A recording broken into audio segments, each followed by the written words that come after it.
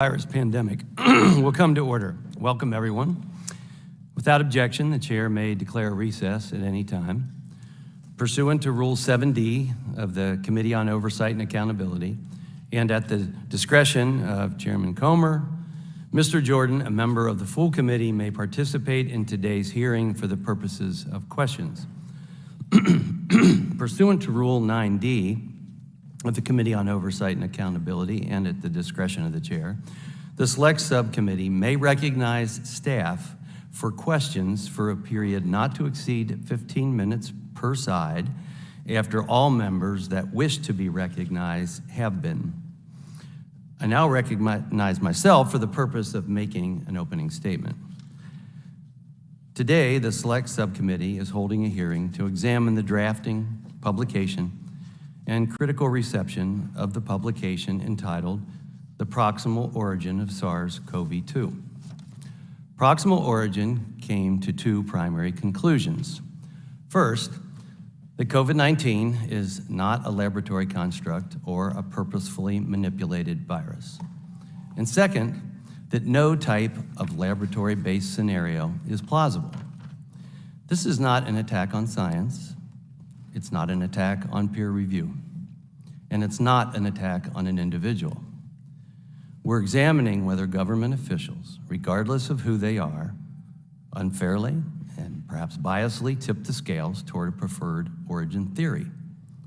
We're examining any conflicts of interest, biases, or suppression of scientific discourse regarding the origins of COVID-19.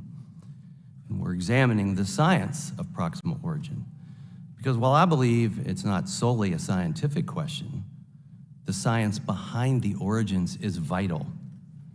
In one word, we're examining the scientific methodology applied to the origins question. In my mind, at this point, I view the processes to be flawed. If we're to do better in the future, we must make every effort to mend our flaws. And overall, we're examining whether scientific integrity was disregarded in favor of political expediency, maybe to conceal or diminish the government's relationship with the Wuhan Institute of Virology, or perhaps its funding of risky gain-of-function coronavirus research, or maybe to avoid blaming China for any complicity, intended or otherwise, in a pandemic that has killed more than 1 million Americans and has had a crushing effect on all of humankind. In the earliest stages of the pandemic, scientists and public health authorities raced to understand this novel coronavirus, called novel for good reason. To understand how it spread, who was at risk, its origins, and most importantly, how to prevent loss of life. As work advanced gradually on most of these fronts, the origins question stalled. Did it come from a natural spillover transferred from a bat to an intermediate source to a human? Or was it the result of a laboratory or research-related accident? In other words, did it come from a lab? Honestly, we may never know with 100% certainty the origins of COVID-19. Especially without full, legitimate cooperation and transparency from all involved. However, we do know some things for certain, that the drafting, coordination, and publication of proximal origin and downplaying the lab leak was antithetical to science. Not my words. That's what Dr. Redfield, the former CDC director and renowned virologist, testified to our Select Subcommittee in March. He testified that science never selects a single narrative. We foster debate, and we're confident that with debate, science will eventually get to truth. Did we do that? That wasn't the case with proximal origin. Dr. Anderson, testifying today, wrote that the author's main work over the past couple of weeks have been focused on trying to disprove any type of lab theory. While it's true that the scientific method consists of raising a hypothesis and then testing the hypothesis Often through falsifiability, it's not true nor appropriate to make definitive conclusions based on falsification process, riddled with assumptions. Assumptions are not science. To be clear, the goal of science is to prove and disprove. Regardless, it would be seemingly misleading to assume that proximal origin proved or disproved anything it sought to test. Its conclusion is flawed as it relies on unsupported assumptions, including guessing what a hypothetical scientist would do in hypothetical experiments. The facts are that the authors of Proximal Origin ultimately took a one-sided educated guess. They guessed that in the previous 3 years, science would discover a furin cleavage site in a SARS-related virus or viruses, and didn't. They guessed that maybe the WIV, Wuhan Institute of Virology, wasn't working with pangolin viruses, and they were wrong, as related by ODNI, the Office of the Department of the Director of National Intelligence. Perhaps most troubling, it appears that the author's views on a potential lab leak changed abruptly after the February 1st conference call with Drs. Fauci and Collins. The authors continued their pursuit to disprove the lab leak theory and fully support the nature theory, employing faulty assumptions and willfully ignoring circumstantial evidence that tended to support a lab leak hypothesis. Why? Why? They also tended to act more akin to politicians than scientists. Dr. Rambo, Dr. Fauci, Dr. Collins all expressed concerns that the lab leak theory, if verified, would have significant international political implications, particularly for China. Dr. Fauci also wrote that downplaying a lab leak would limit the chance of new biosafety discussions that would unnecessarily obstruct future attempts of virus culturing. These are quotes. Why try to avoid biosafety discussions when people are dying? Science should be clear, even when politics are not. On April 16, Dr. Collins expressed dismay that Proximal Origin didn't fully squash the lab leak theory and asked Dr. Fauci if there was anything more they could do to put it down. I want to pause on anything more we can do for a second. That would suggest that they already did do something. Maybe this was a reference to Proximal Origin. I don't know for sure. But on the very next day, on April 17, 2020, Dr. Fauci cited Proximal Origin from the White House podium when asked if COVID-19 leaked from a lab. He used Proximal Origin to downplay the lab leak theory. Why? Based on what absolute truth? The question as to the origins of COVID-19 is fundamental to helping us predict and prevent future pandemics, protect our health and our national security, and prepare the United States for the future and to save lives. I look forward to a strong, on-topic discussion today. I would now like to recognize Ranking Member Ruiz for the purpose of making an opening statement. Thank you, Mr. Chairman, and thank you to our witnesses for being here today.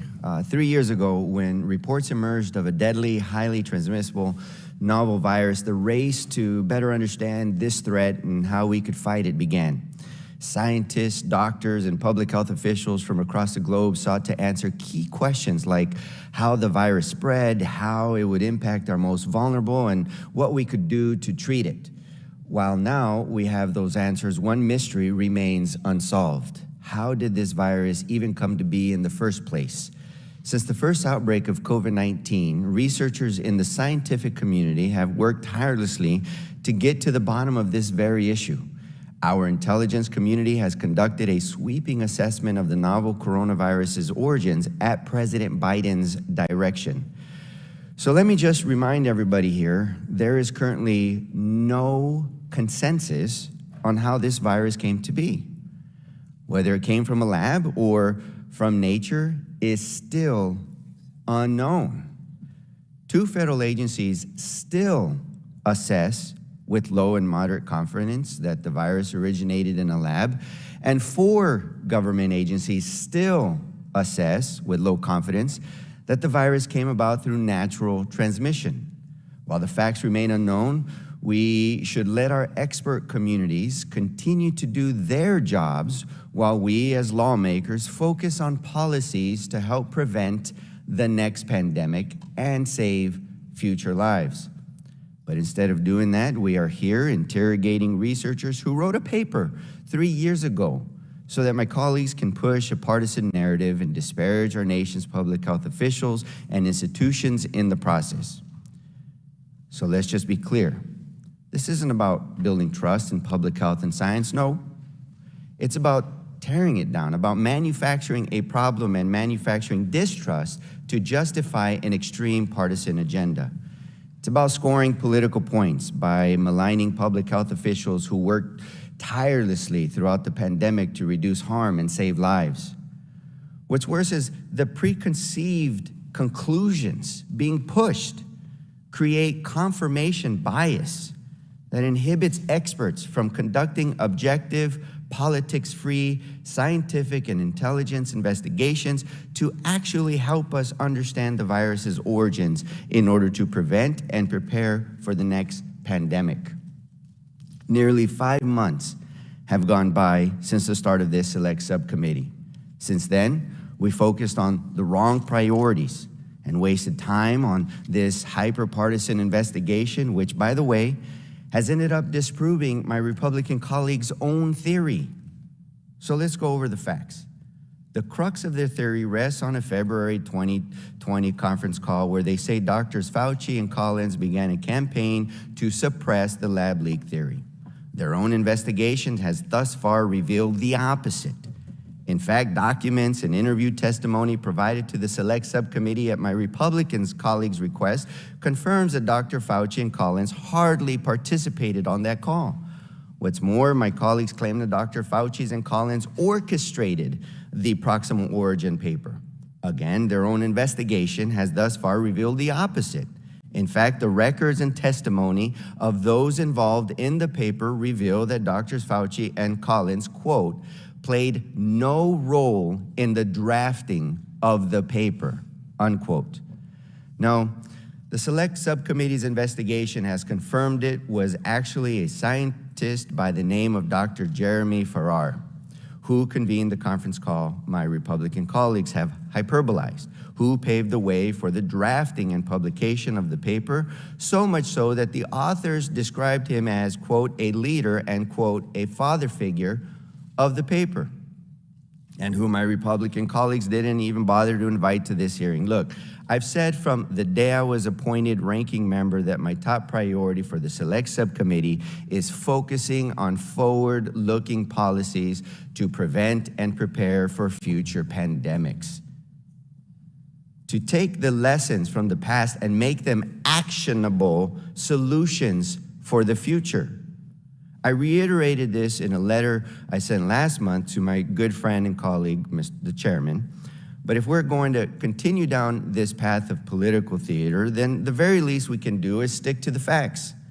That is why my Democratic colleagues and I released our own report this morning detailing the evidence the select subcommittee has received so far that dispels these baseless allegations against Dr. Fauci and Dr. Collins. And that is why we invited Dr. Farrar to appear before this subcommittee, because we are committed to following the facts. And if my Republican colleagues are so interested in having a serious debate about the publications of this paper and the science behind it, then they should want to hear from the one person who led this effort from the beginning. So let me conclude by saying this. As we pass the 1/4 mark of the Select Subcommittee's work this Congress, there is still time to change course. there is still time to pursue an objective analysis of the virus's origins that is free from political interference, a comprehensive, rigorous, and objective consideration of all potential possibilities of how COVID-19 emerged. And there is still time for us to shift our focus to crafting good policies that will prevent and prepare us for the next pandemic. So once again, I invite my colleagues on the other side of the aisle to join us in putting the needs of the American people above political theater. So let's reject the extreme rhetoric targeting our nation's scientists. Let's disregard the conspiratorial accusations without proof against our nation's public health officials. And let's finally start the work together of helping to save future lives. I yield back. Thank you. I want to point out we invited every author of Proximal Origin, Dr. Eddie Holmes, Dr. Andrew Rambaugh, but both declined that invitation. Dr. Farrar is not listed as an author, yet he was invited by the minority, and apparently he declined. Dr. Lipkin has been voluntarily cooperating with our inquiry, but due to unforeseen circumstances, we have excused his testimony today, rightfully. And finally, Dr. Michael Farzan's counsel said it would be inequitable and create a damaging misimpression to Dr. Farzan to include him on a panel regarding the paper with the actual authors. So our witnesses today are Dr. Robert Gary. Dr. Gary is currently a professor at the Tulane University School of Medicine. He holds his doctorate in microbiology from the University of Texas, and he is an author of the Proximal Origin paper. Dr. Christian Anderson. Dr. Anderson is currently a professor in the Department of Immunology and Microbiology at Scripps Research. He holds a doctorate in immunology from the University of Cambridge, and he is the corresponding author of the Proximal Origin paper. Pursuant to Committee on Oversight and Accountability Rule 9G, the witnesses will please stand and raise their right hands. Do you solemnly swear or affirm that the testimony that you are about to give is the truth, the whole truth, and nothing but the truth, so help you God? Thank you. You may be seated. Let the record show that the witnesses all answered in the affirmative. The Select Subcommittee certainly appreciates you all for being here today, and we look forward to your testimony. Let me remind the witnesses that we have read your written statements, and they will appear in full in the hearing record. Please limit your oral statement to 5 minutes. As a reminder, please press the button on the microphone in front of you so it is on and the members can hear you. When you begin to speak, the light in front of you will turn green. After 4 minutes, the light will turn yellow. When the red light comes on, your 5 minutes has expired, and we kindly ask you to please wrap up. I now recognize Dr. Gary to make an opening statement. Chairman Winstrup, Ranking Member Ruiz, distinguished members of the subcommittee, thank you for inviting me to testify today. For the last 40 years, I've worked as a professor at Tulane University School of Medicine. I've devoted my life's work to understanding emerging viruses. At the onset, it's important to note that I make these statements in my personal capacity. I'm not speaking on behalf of Tulane University. Although we've all lived through a very challenging viral pandemic, my personal perspective has been different than most. For nearly 20 years, I've worked closely with scientists and clinicians at the Kenema Government Hospital in Sierra Leone. KGH is a major site for research on the virus that causes Lassa fever. 10 years ago, Ebola virus emerged just 50 miles from Kenema. Ultimately, this Ebola outbreak would claim the lives of thousands of people, including dozens of healthcare workers at the Kenema Government Hospital. Having lost many close colleagues to an outbreak of a deadly virus, the December 2019 reports of cases of a novel pneumonia in Wuhan, China were ominous. They raised the specter of a possible impending global disaster caused by a novel airborne virus, one I worried that the world would be ill-equipped to handle. Shortly after the first release of the SARS-CoV-2 genetic sequence, I participated in an in-depth molecular and phylogenetic analysis of the virus with a group of other scientists. We wrote a peer-reviewed publication in Nature Medicine titled The Proximal Origin of SARS-CoV-2. In the paper, we concluded that it was likely that SARS-CoV-2 had evolved naturally. We specifically did not rule out a laboratory origin. Instead, we discussed 3 possible origin scenarios. The first scenario was direct spillover from a bat to a human. The second was spillover from a bat to an intermediate animal and then to a human. The third scenario was a lab origin. We considered the possibility that some of SARS-CoV-2 features, including a receptor binding domain and a furin cleavage site, may have arisen during passage in the laboratory. We quickly observed these notable features in related coronaviruses, which provided the straightforward evolutionary path for SARS-CoV-2 to emerge in nature. We concluded that natural origin scenarios were most plausible. Based on the then available scientific evidence, we did not believe that laboratory-based scenarios, including bioengineering, were plausible. Much new evidence in support of the natural origin of SARS-CoV-2 has accumulated since we wrote Proximal Origin. The Henan market in Wuhan was shown to be the early epicenter of the COVID-19 outbreak. Most of the earliest diagnosed human cases from December 2019 lived in the immediate neighborhood around this market, including those that did not work or shop there. In contrast, no clustering was observed in 2019 around the campuses of the Wuhan Institute of Virology, as would be expected if entry of SARS-CoV-2 into humans involved a laboratory accident. The distribution of SARS-CoV-2 in the Henan market is also important. SARS-CoV-2 positive samples were clustered in the southwest corner of the market, where live SARS-CoV-2 susceptible mammals were sold. In March 2023, my colleagues and I found that raccoon dog and civet cat DNA and RNA were present in the wildlife stall that contained the highest numbers of SARS-CoV-2 positive samples in the market. This is equivalent to finding a smoking gun carrying the main suspect's DNA at the exact scene of the crime. Theories of COVID-19 must be investigated in a transparent manner. The subcommittee, for example, is told that the cleavage of the furin site reorients the receptor binding domain so that it can specifically bind to a human receptor. This is untrue. The same witness described human arginines, which do not exist. 3.5 years into the COVID-19 pandemic, it is still my opinion that there is no credible scientific evidence for a lab-based origin for SARS-CoV-2.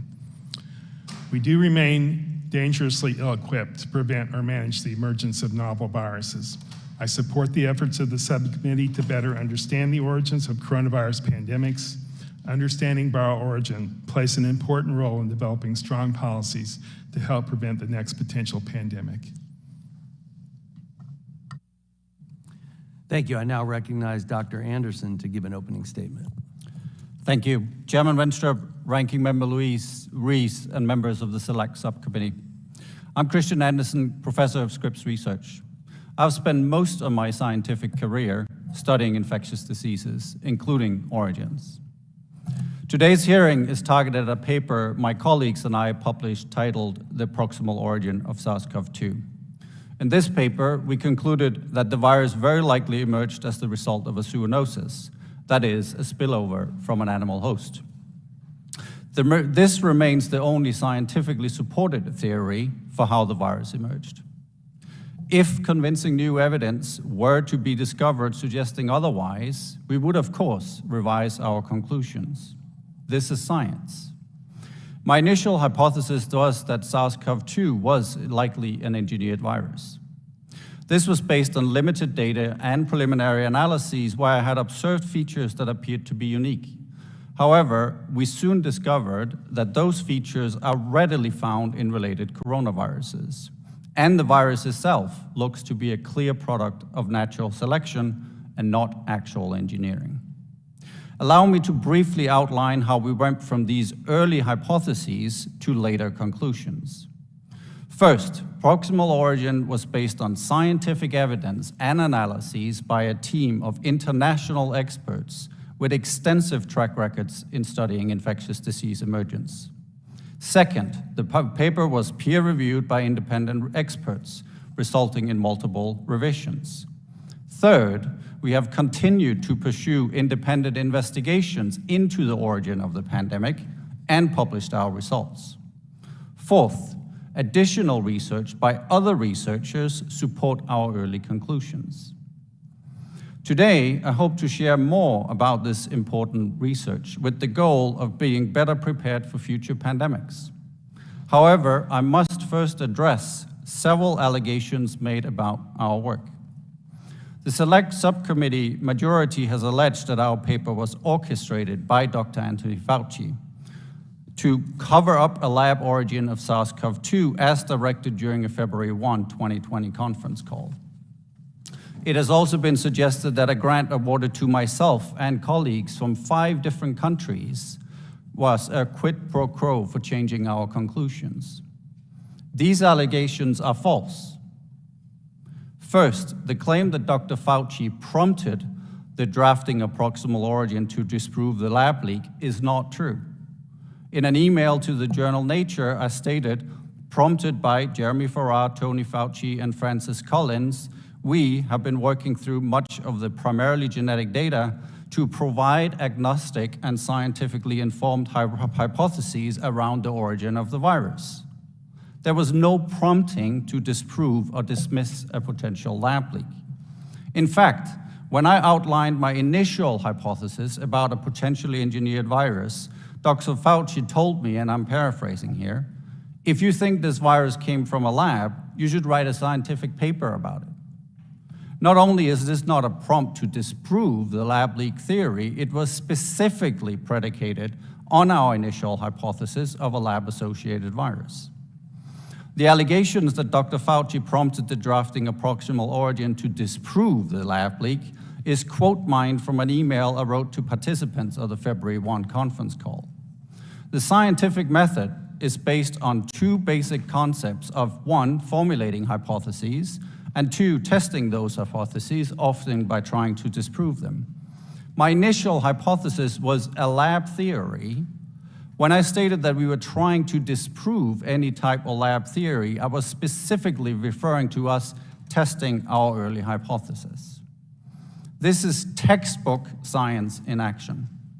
Some have alleged that I have received a federal grant in exchange for the conclusions made in our Proximal Origin paper. There is no connection between the grant and the paper. Funding decisions on the grant were made before the pandemic, months before the February 1 conference call.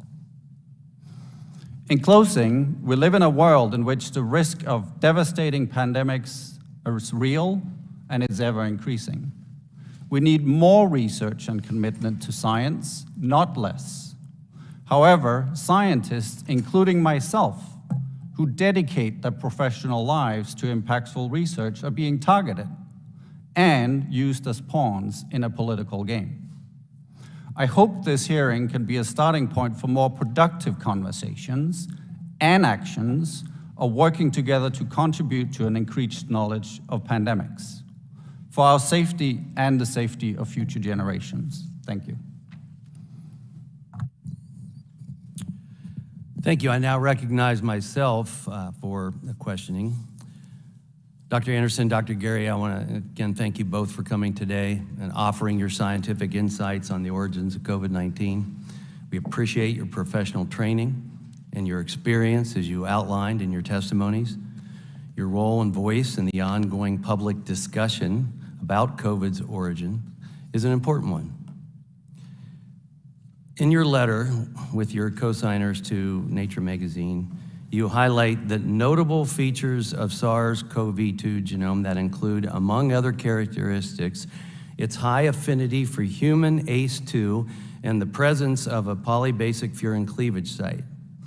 Both characteristics enable the virus to infect humans effectively and contributes to SARS-CoV-2 ability to cause illness or pathogenicity. Your letter or opinion piece published in Nature magazine in April of 2020 also indicates that some pangolin coronaviruses exhibit strong similarity to SARS-CoV-2 in the receptor binding domain, including all 6 key RBD residues. Your letter also states that this feature is found in some Malayan pangolins imported to Guangdong province. You have stated that pangolins may have played some role in the recombination event that led to the COVID pandemic. Is that correct? That is not correct. I don't think pangolins have played a role in the pandemic per se. The fact that we find similar viruses in pangolins and there is a recombinant history of the virus themselves. However, that recombinant history is very likely in bats. Thank you, not Dr. actually Gary. In pangolins. So I agree. I don't think there's a direct route from a pangolin to SARS-CoV-2. That's interesting because there were comments that might make people believe otherwise that weren't necessarily in proximal origin, but were in the comments made amongst the researchers. Would you agree with that, sir? I would agree with that, but there's been a Thank lot you. of extra work since then. Thank you. There has been. There has been a lot of extra work since 3 years ago. I would agree with that. And I think we should all be open-minded to that extra work. So is it correct to say that in order for a recombination of coronaviruses to occur, that the susceptible animals, such as a pangolin, and the reservoir or host for the virus have to be in close physical contact, and that the recombination events happen within the same subgenus of virus? Would that be correct? That is incorrect. As I already stated, those recombination events likely happens in bats, not actually in pangolins. Well, there's been discussion about it coming from a pangolin. And I'm curious how a pangolin coronavirus found in Guangdong province could swap genes with susceptible animals in Hubei province. There's no reason to I'm not suggest- asking you a question right now, Dr. Anderson. Let me just finish my statement, please. We cannot conduct this in this manner, but I will let you speak. Because I'm making a scientific point here based on some of the discussions that I saw take place between the members of the authorship, okay? And I'll give you your chance to rebut it, because we want the truth, and we want to know the scientific process, and we want to have the scientific discussion, not talking over each other, but actually having a discussion. Is that fair? That is fair. Okay. So Guangdong province is approximately 603 miles away from Hubei. You note in your committee testimony that high-risk animals were discovered at the Yunnan market. You also note that genetic footprints of susceptible animals, specifically raccoon dogs, were found at the market. Were pangolins or bats sold in the Wuhan seafood market? Not that we know of. Not that I know of either. Has there been any genetic evidence for pangolin existence in the market? Not that we know of, no. Not that I know of either. Were any animal samples taken from the market positive for SARS-CoV-2 or from farms supplying the Wuhan animal markets? There were no relevant animals that could have been positive for the virus sampled at the market because they had been removed prior to. But or from the farms where they came from, none are reported. Were any environmental samples recovered from the market positive for SARS-CoV-2? Yes, Yes. several. Now, Dr. George Gao, the former director of the Chinese Center for Disease Control, publicly stated that the Hunan seafood market was not likely the original source of the outbreak. Former CDC director in China, stating that the market could have served as an amplifier or a super spreading venue. Could you see the market being a super spreader venue? The data is inconsistent with that scenario. Inconsistent or consistent? Inconsistent. Really? People might argue that. The second genomic SARS-CoV-2 finding you mentioned in your written testimony cited the presence of a polybasic furin cleavage site, which contributes significantly. Dr. Anderson, is it plausible that such a furin cleavage site could be inserted by a scientist, such as in 2007 by U.S. research from Montana State University? Is it plausible? If you look at the furin cleavage site that we are specifically finding in SARS-CoV-2 has never been used in experiments prior to this. Further, the furin cleavage site itself is suboptimal and likely out of frame, So I'm suggesting asking, that this is a clear result of natural selection. So I'm hearing what you say, doctor, And I appreciate that, but you said something there that stands out to me. And I think you're referring to nothing ever published. And that doesn't mean it's not plausible or possible. And that's where I stand different from you. And I know throughout a lot of the things that I'm reading, we've talked about nothing being published. A lot of things get published long after they're done, and some things never get published. And we'll get into that. Are you aware of the proposal that EcoHealth Alliance submitted in March 2018 to DARPA that outlined their intent to work with researchers at the Wuhan Institute of Virology to conduct genetic engineering that included inserting novel receptor binding domains found in SARS coronaviruses from the wild and human adapted furin cleavage sites to assess the effect of their infectivity in humanized mice, and, according to Dr. Zhengli Shi, possibly using palm civets? Are either of you aware of the proposal that EcoHealth Alliance submitted in March of 2018? I assume you referred to the proposal diffuse. Yes, I'm aware of that. Dr. Gary? Based on your professional experience and training, could deliberate recombinant research result in a virus with characteristics consistent with SARS-CoV-2? I think it's important that we take a step back and focus on what's possible versus what is plausible or probable and what we actually have evidence for. Anything is possible. In our own proximal origin paper, for example, we say that we cannot disprove or prove any of the origin hypotheses. That was true at the time of writing that paper. That is true today as well.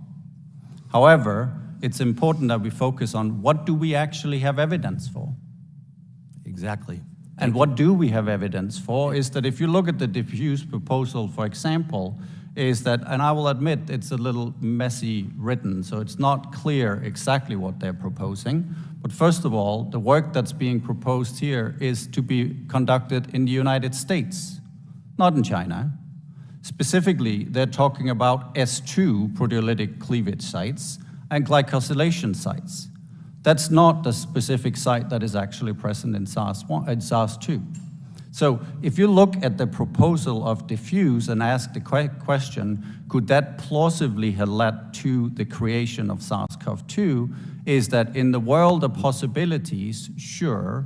However, is it plausible to think that that work would have led to this virus? My professional opinion on that is no.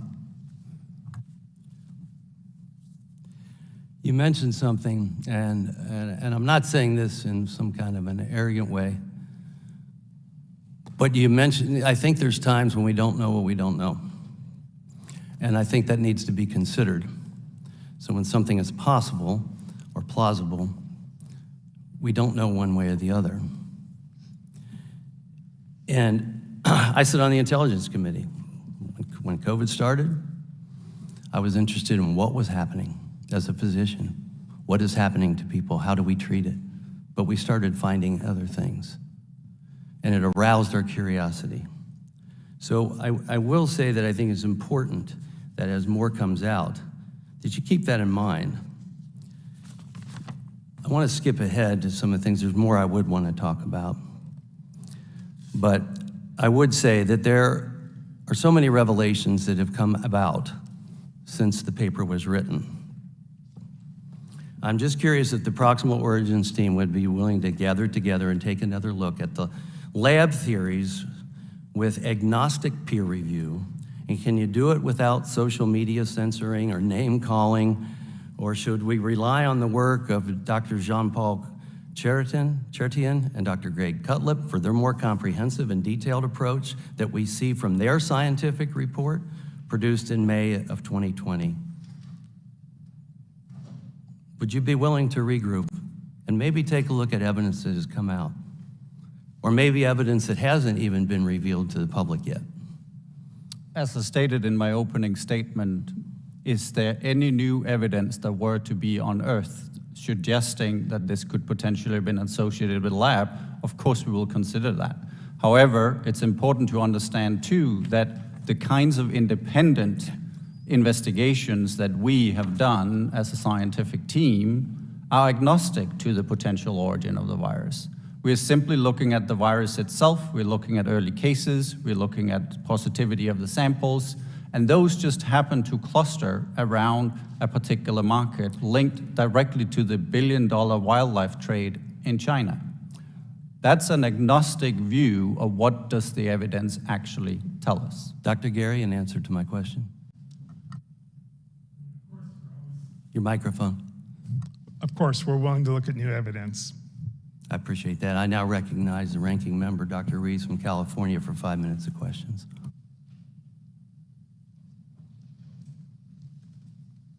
Or more.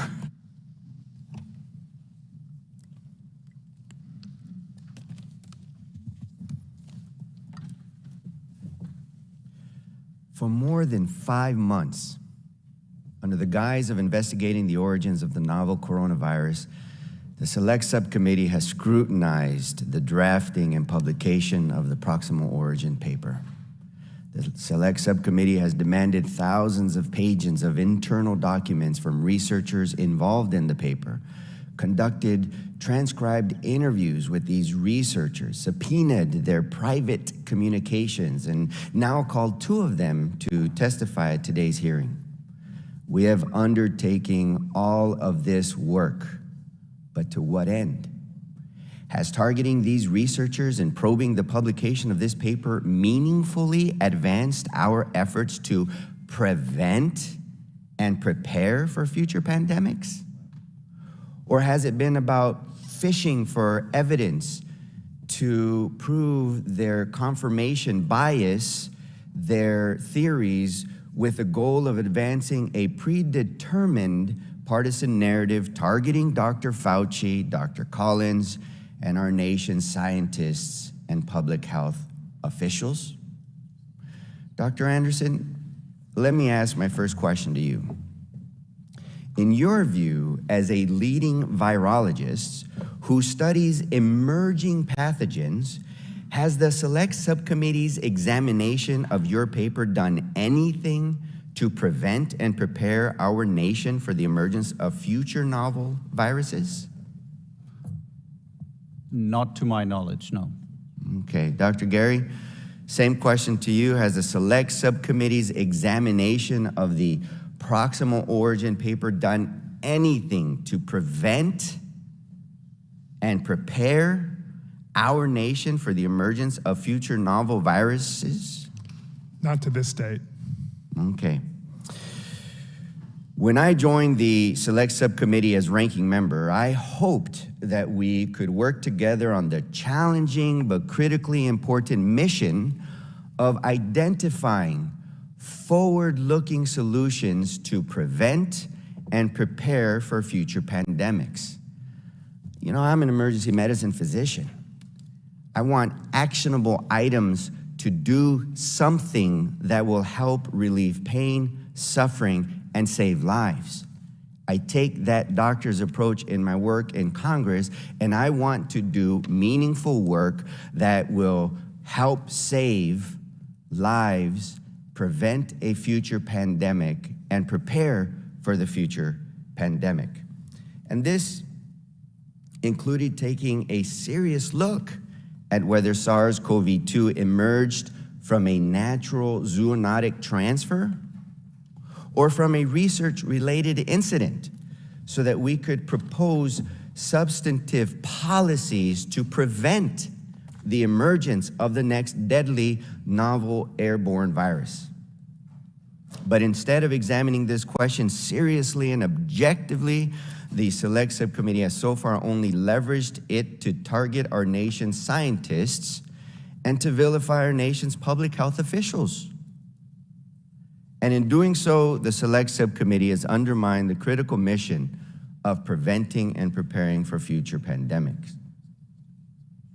As a result of unproven conspiratorial accusations without proof, like those suggesting Dr. Fauci and Dr. Collins covered up the origins of the COVID-19 pandemic, trust in science and our nation's public health institutions has suffered. The Pew Research Center found that fewer than 3 in 10 Americans have a great deal of confidence in scientists to act in the public's interest. So while manufacturing of distrust is largely happening along party lines, it will hurt us all in our public health in the long run, whether you are Republican, Democrat, or Independent. And we are already seeing the consequences. For example, threats against scientists and public health officials have surged in the wake of these accusations, which could have long-term impacts on our ability to cultivate a strong and growing workforce to protect our public health, to work during the next pandemic. Dr. Anderson, you've been the subject of these threats. Could you please describe the threats and harassment you've experienced since the publication of the Proximal Origin paper? I'll say the paper itself has not resulted in threats. However, the misinformation, disinformation, and conspiracy theories around the paper have resulted in significant harassment and threats, including everything from typical targets on social media, to emails, to telephone calls, to my office, to my own phone, to death threats. Can you give all an of which have been example of happening. one of those death threats to you and yours? Of course, one example, for example, will be online where there are so-called kill lists. And I have found myself on those lists together with my co-authors, together with many other colleagues involved in anything from origin research to vaccine research. For example, Peter Hotez has been a frequent target of many of these same And do they threats. say why they want to harm you? I think the conspiracy theory here, which is amplified by the Select Committee's majority here, is that basically that the virus was created and that American scientists played a role in that and have been covering that up. And the suggestions that there have been quid pro quos in turn of covering this up, all of which, as the record clearly shows, is false. And these in themselves result in these. And so that these manufactured conspiratorial accusations without that proof instills these emotions from the public that listens to them and results in an aggressive, threatening environment for you and other scientists? Correct, and I think understandably so, because we have all lived through a devastating pandemic with a lot of personal consequences to a lot of different people, and we're all suffering and hurting. And I think the focus has been on there is a need to blame somebody for this. There's a need to deflect from our own personal suffering, and this has been part of that. And so how does this kind of harassment undermine the ability of scientists to do critical work that helps to promote our understanding of emerging public health threats? I think it sets a terrible example for future scientists looking at the attacks directed against us, for example. And if I was a future scientist and looking at that and saying, like, maybe I'm not going to go into infectious disease research. If I'm an emergency care physician or a nurse saying maybe infectious diseases is not for me because I've seen all the different harassments going on here. So from that perspective is damaging. It's also incredibly damaging to our own work.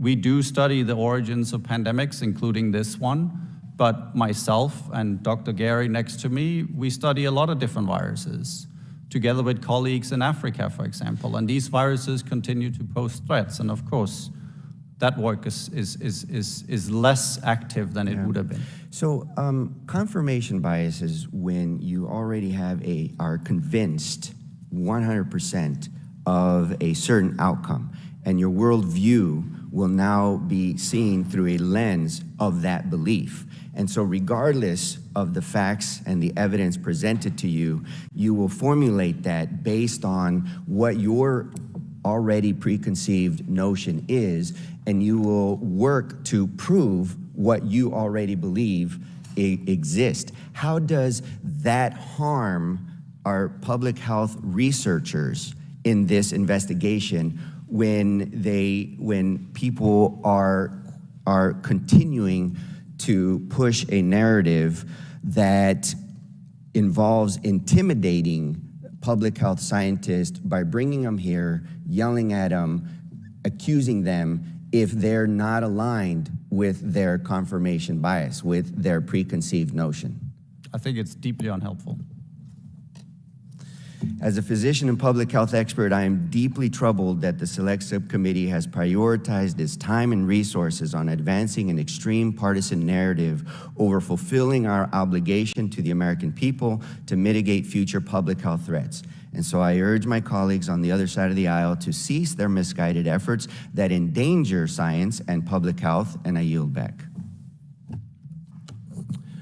Before I recognize the next witness, I'm, with unanimous consent, want to submit for the record a working paper from 26 May 2020, Critical Analysis of Anderson et al., The Proximal Origin of SARS-CoV-2, written by scientists at Defense Intelligence Agency and the National Center for Military Intelligence. I now recognize Ms. Malliotakis from New York for 5 minutes of questions. Dr. Anderson, do you believe that the former CDC director, Dr. Redfield, is a conspiracy theorist? Yes or no? Yes or no? I think to the question of whether the former director is a conspiracy theorist is not really something I have thought about. So Well, I don't know, like because to you just label people accused as such. everyone who believes that there was a lab leak to be a conspiracy theorist. And back in March, the former director of the CDC, Dr. Redfield, came before this committee, and he said that it was not scientifically plausible that the virus went from a bat to humans and subsequently became one of the most infectious viruses in history. When asked why he was excluded from the February conference call that both of you, as well as 10 other scientists, had with Dr. Fauci, Dr. Redfield told us that Dr. Fauci wanted a single narrative surrounding the origins of COVID. But both you and Anderson Gary also expressed concerns about the genetic makeup of the virus just days before the initial draft of this paper came out. So were you both conspiracy theorists at that time? On January 29, 2020, Dr. Fauci emailed you after you had expressed concerns to him on a phone call that you believed COVID would have been engineered. He told you that if this was true, you had to contact the FBI. You did not do that, correct? I believe the email says that he will contact the FBI. Okay, do you know, either of you had contact with the FBI? Yes or no, to your knowledge? At the time, no. Okay.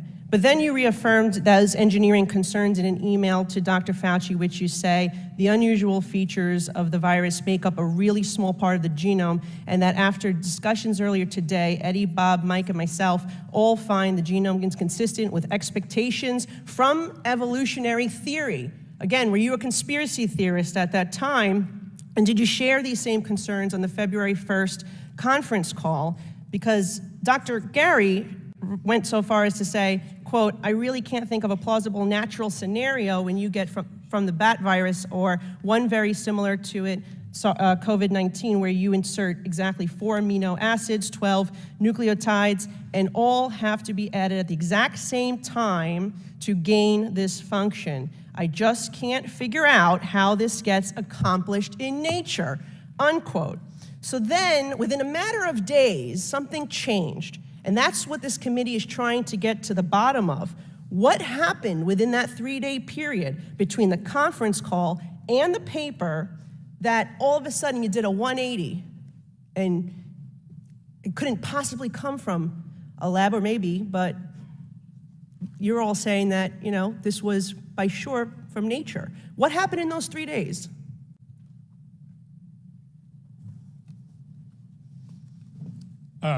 Well, we examined the genomes more closely. We looked at other coronaviruses, and there was some new data that came.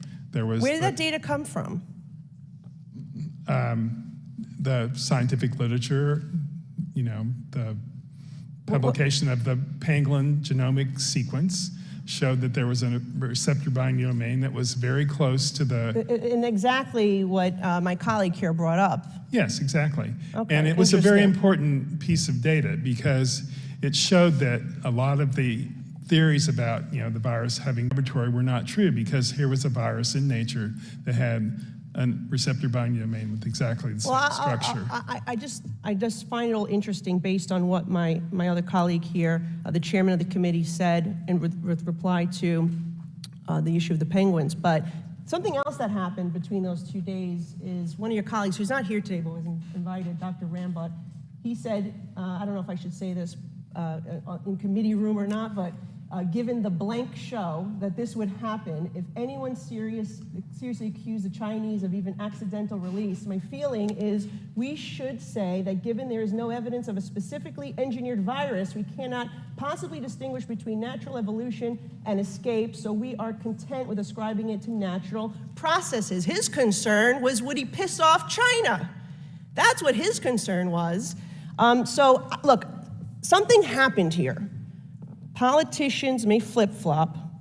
Scientists do not flip-flop in a matter of 72 hours. And whether it was the fear of accusing communist China for this leak, whether it was needing to get the FBI involved in what that might lead to down the line, whether it was the fact that millions of US dollars had made their way, by the way, to communist China. Interesting chart I have here, $3.7 million. Were any of you aware during any of these, whether it's drafting this paper or conversations with Fauci, that communist China received $3.7 million of American tax dollars, including to the Wuhan Institute of Virology? Did that ever come up in any conversations with Dr. Fauci? It did not. Okay. Dr. Anderson, no? It did not, and while I was aware of some of the work, I was not aware of the funding going, because that is obviously irrelevant to understanding the origin itself. I should point out, though, that in terms of labeling people as conspiracy theorists, is that considering a potential lab leak is a perfectly reasonable and scientifically justified question to ask. I myself have asked it. I have not called people that believe or think that this could have come from a lab conspiracy theory. Okay, well, I'd like to just take my time back because I've run out, and I just only want to acknowledge that it's not just Dr. Redfield, right? We had the Department of Energy come out with their conclusion that they believe it was likely from a lab. It is the FBI that also says it was likely for a lab, and I just wanted the record to reflect that. Thank you. I now recognize the ranking member of the full committee, Mr. Raskin, Maryland, for actually 7 minutes. Mr. Chairman, thank you very much. We're all interested in finding out the origins of the COVID-19 epidemic to make sure that such a nightmare never happens again to us, and we need the facts. Some people clearly want to politicize the question. Some people think that the finding that it all started with a lab leak would somehow absolve Donald Trump of his lethally reckless response to the pandemic. Of course, his response was dangerously dysfunctional, regardless of how it got started. And his own advisor on COVID-19, Deborah Birx, said that we lost hundreds of thousands of American lives because of the flaws in the response. But even if the virus came from a lab, as indeed it could have, we don't know that yet, that would only deepen Donald Trump's culpability, because he was the one who repeatedly and enthusiastically praised China's early handling of the pandemic and assured us that he was working closely with President Xi on the response to it. So let's just get the facts straight and leave all the political myth-making aside. Now, we've heard claims repeatedly that Dr. Fauci and Dr. Collins set up the February 1st, 2020 conference call as part of a plan somehow to suppress the lab leak theory. But the committee majority's own June 2023 subpoena to Dr. Anderson says that it was Dr. Farrar who organized the conference call. Well, which is it? Dr. Anderson, it's my understanding that the conference call was indeed set up by Dr. Farrar so top scientists could discuss SARS-CoV-2 genomic features and whether those features could illuminate the origins of the virus. Is that correct, that it was set up by Dr. Farrar? That is correct. Okay. Dr. Farrar provided the agenda and the roster of attendees via email. You can see in the top box here in red the agenda, and in the bottom box in red the roster of attendees. In the agenda, Dr. Farrar assigned himself the role of introducing and defining the focus of the call, setting up desired outcomes, and establishing next steps afterward. Neither Dr. Fauci nor Dr. Collins were assigned roles on this agenda. Dr. Gary, it looks like this was in every material respect Dr. Farrar's call. Is that how you remember it? It is how I remember it. And what contributions did Dr. Fauci or Dr. Collins make, or did they mostly just listen? Well, they did mostly just listen. They had very little to offer on the science. I think they were there to gather information. Okay, now, Dr. Anderson, you said you began yourself with the initial hypothesis that there had been or may have been a lab leak, but you ended up not believing in that theory. Why? How did you change your mind? I think it's important to understand that we're talking about early hypotheses here on which our thinking over time evolved. And that then led to the conclusions published in a peer-reviewed paper. I would like to point out that this timeline of 3 days, I don't know where that's coming from. The paper was published on the 17th of March, 2020. That's 45 days after this conference call. What's important to understand is that the thinking evolved from initially thinking that this could have been engineered to relatively rapidly discount that idea as being inconsistent with the available evidence. However, the lab leak theory itself, or the idea of a lab leak, can be many different things, and our continued evolution of that then followed that I was quite convinced that maybe it was cultured. And then from there, eventually realized that actually that is also unsupported. And that's what led to the conclusions in Proximal Origin. But I have your paper, The Proximal Origin of SARS-CoV-2, in which you write, our analyses clearly show that SARS-CoV-2 is not a laboratory construct or a purposefully manipulated virus. Did Dr. Fauci or Dr. Collins pressure you to come to this conclusion or to suppress the lab leak theory?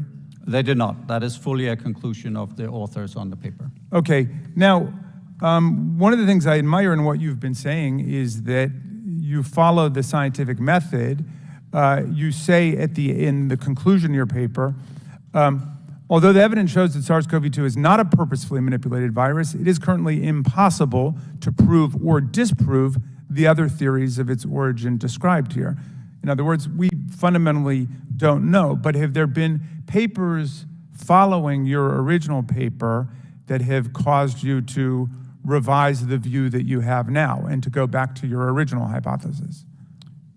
No, but I will say there has been additional data and analyses, which obviously we have taken all of those into consideration. However, these early conclusions remain to this day. Okay. Well, let's move on to an email that you sent to your co-authors. You wrote, and this has been, I think, much misunderstood. Our main work over the last couple of weeks has been focused on trying to disprove any type of lab theory. Now, you explained in your opening statement that you meant pursuing the scientific process by which you have an hypothesis which stands unless it's disproven. Is that right? Is that what you meant by that? That is correct. I'm referring to the concept of what's called falsification, as Chairman Wenstrup mentioned too. Yes. The falsification of a theory. Yes. All right. So has there been any attempt, to your knowledge, to censor any papers that would contradict the conclusions that you arrived at here? Or put it differently, you mentioned in your opening testimony that Dr. Fauci had encouraged you to write a paper about the lab theory if that's where the evidence took you. Is that right? That is correct. I'm not aware of whether papers has been censored specifically focused on the lab leak. I will say again, if you look at the scientific evidence, it all points in one direction, which is the single market in the middle of Wuhan in China as the starting point of this pandemic. There are many papers out there that have described potential lab leaks, which are typically using sort of guards of the gaps type of analogies, where you're trying to say that the data is not perfect, so everything remains still possible, and that's something we agree with. As we specifically say in the paper, you cannot disprove or prove any of the hypotheses of the origin. That was true at the time, and that's still today true. Well, I just want to commend you for following the scientific method here, for being open to all new evidence and all new data, and not succumbing to a series of political polemics and attacks. Mr. Chairman, thank you very kindly. I yield back to you. I now recognize the chairman of the full committee, Mr. Comer from Kentucky, for 5 minutes of questions. Thank you, Mr. Chairman. Discovering the origins of COVID-19 is vital. It's vital to preparing for future pandemics and to save lives. Dr. Anderson, in your prepared testimony, you say that you're being investigated because, quote, published peer-reviewed studies that go against the preferred political narrative, end quote. Now that goes opposite to what we have seen. The preferred political narrative has always been to attack those that think this may have come from a lab. Your co-author says on the poster right behind me what the real political narrative is. Quote, given the shit show that would happen if anyone serious accused the Chinese of even accidental release. Dr. Anderson, you responded to this message, quote, yep, I totally agree, that's a very reasonable conclusion. Although I hate when politics is injected into science. But it's impossible not to, especially given the circumstance, end quote. Sir, do you have a degree in political science or international relations? I do not. Do you have any experience in the Foreign Service or diplomatic corps? I do not. I'm a Danish citizen. You are the one with the preferred political narrative. You said it right there. This preference was reiterated by Dr. Collins, saying that the lab leak theory would, quote, do great potential harm to science and international harmony, end quote. We heard at our last hearing that the Biden administration was working with social media companies to censor the lab leak theory. I think you have preferred political narratives backwards, sir. When was your first conversation with Dr. Fauci about the origins of COVID-19? I believe that was on the 31st of January 2020. And yes or no, he suggested you write a paper during that conversation, correct? Dr. Fauci suggested that I consider writing a paper specifically predicated on my initial hypothesis, which was that of a lab-associated virus, correct? Then you had the February 1st conference call that had Dr. Fauci, Dr. Collins, and Dr. Farrar on it, correct? There were several scientists, including those, yes. Was Dr. Tabak also on that call? I believe he was on the call. I'm unsure about that. Did Dr. Fauci reiterate a suggestion to draft a paper on that call? I don't believe that he directly suggested it, but there was support for us looking further into the origin of the pandemic, yes. Well, did the February 1st conference call lead to the drafting of Proximal origin? At the time, no. These are separate events. Eventually, the conclusions from that conference call, further conversations among the authors, ultimately led up in the March 17, 2020 paper, The Proximal Origin. However, the purpose of that conference call was not to write a paper.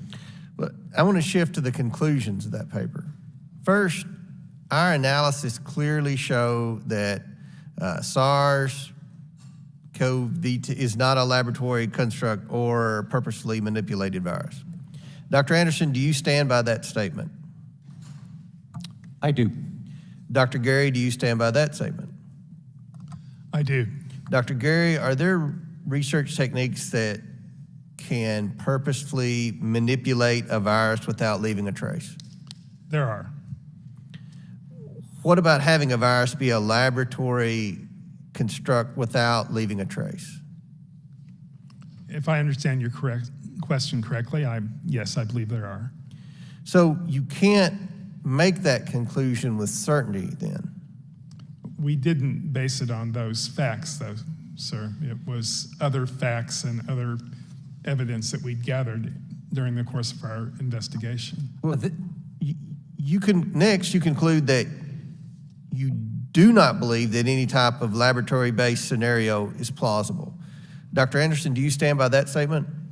I do, and I think it's important to understand that while we're talking about a purposefully manipulated virus, specifically what we are referring to in the paper here, and as you will see from the record we have handed to the committee, is that we are talking about the idea of building this virus with the intent of creating this virus. For example, a bioweapon would be an example of this.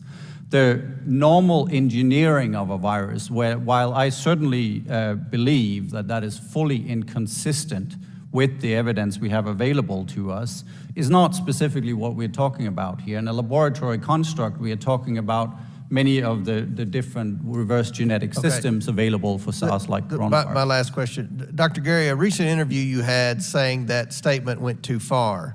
Did that statement go too far, and is a laboratory-based scenario for the origin of COVID-19 plausible? So I said maybe we went too far, and I think in that particular statement that is really out of context with almost a 6-hour interview that I gave to a BBC reporter, we were talking again about the scientific method. And I'm simply just referring to the fact that we were early at the time in the analysis, and that yes, we would change our minds if other evidence, other data came forward to support another theory. So, a scientist that is 100% certain of their conclusions is not a very good scientist. That you need to evaluate new data and go back, and that's all I was referring to in that sentence. Mr. Chairman, my time's expired.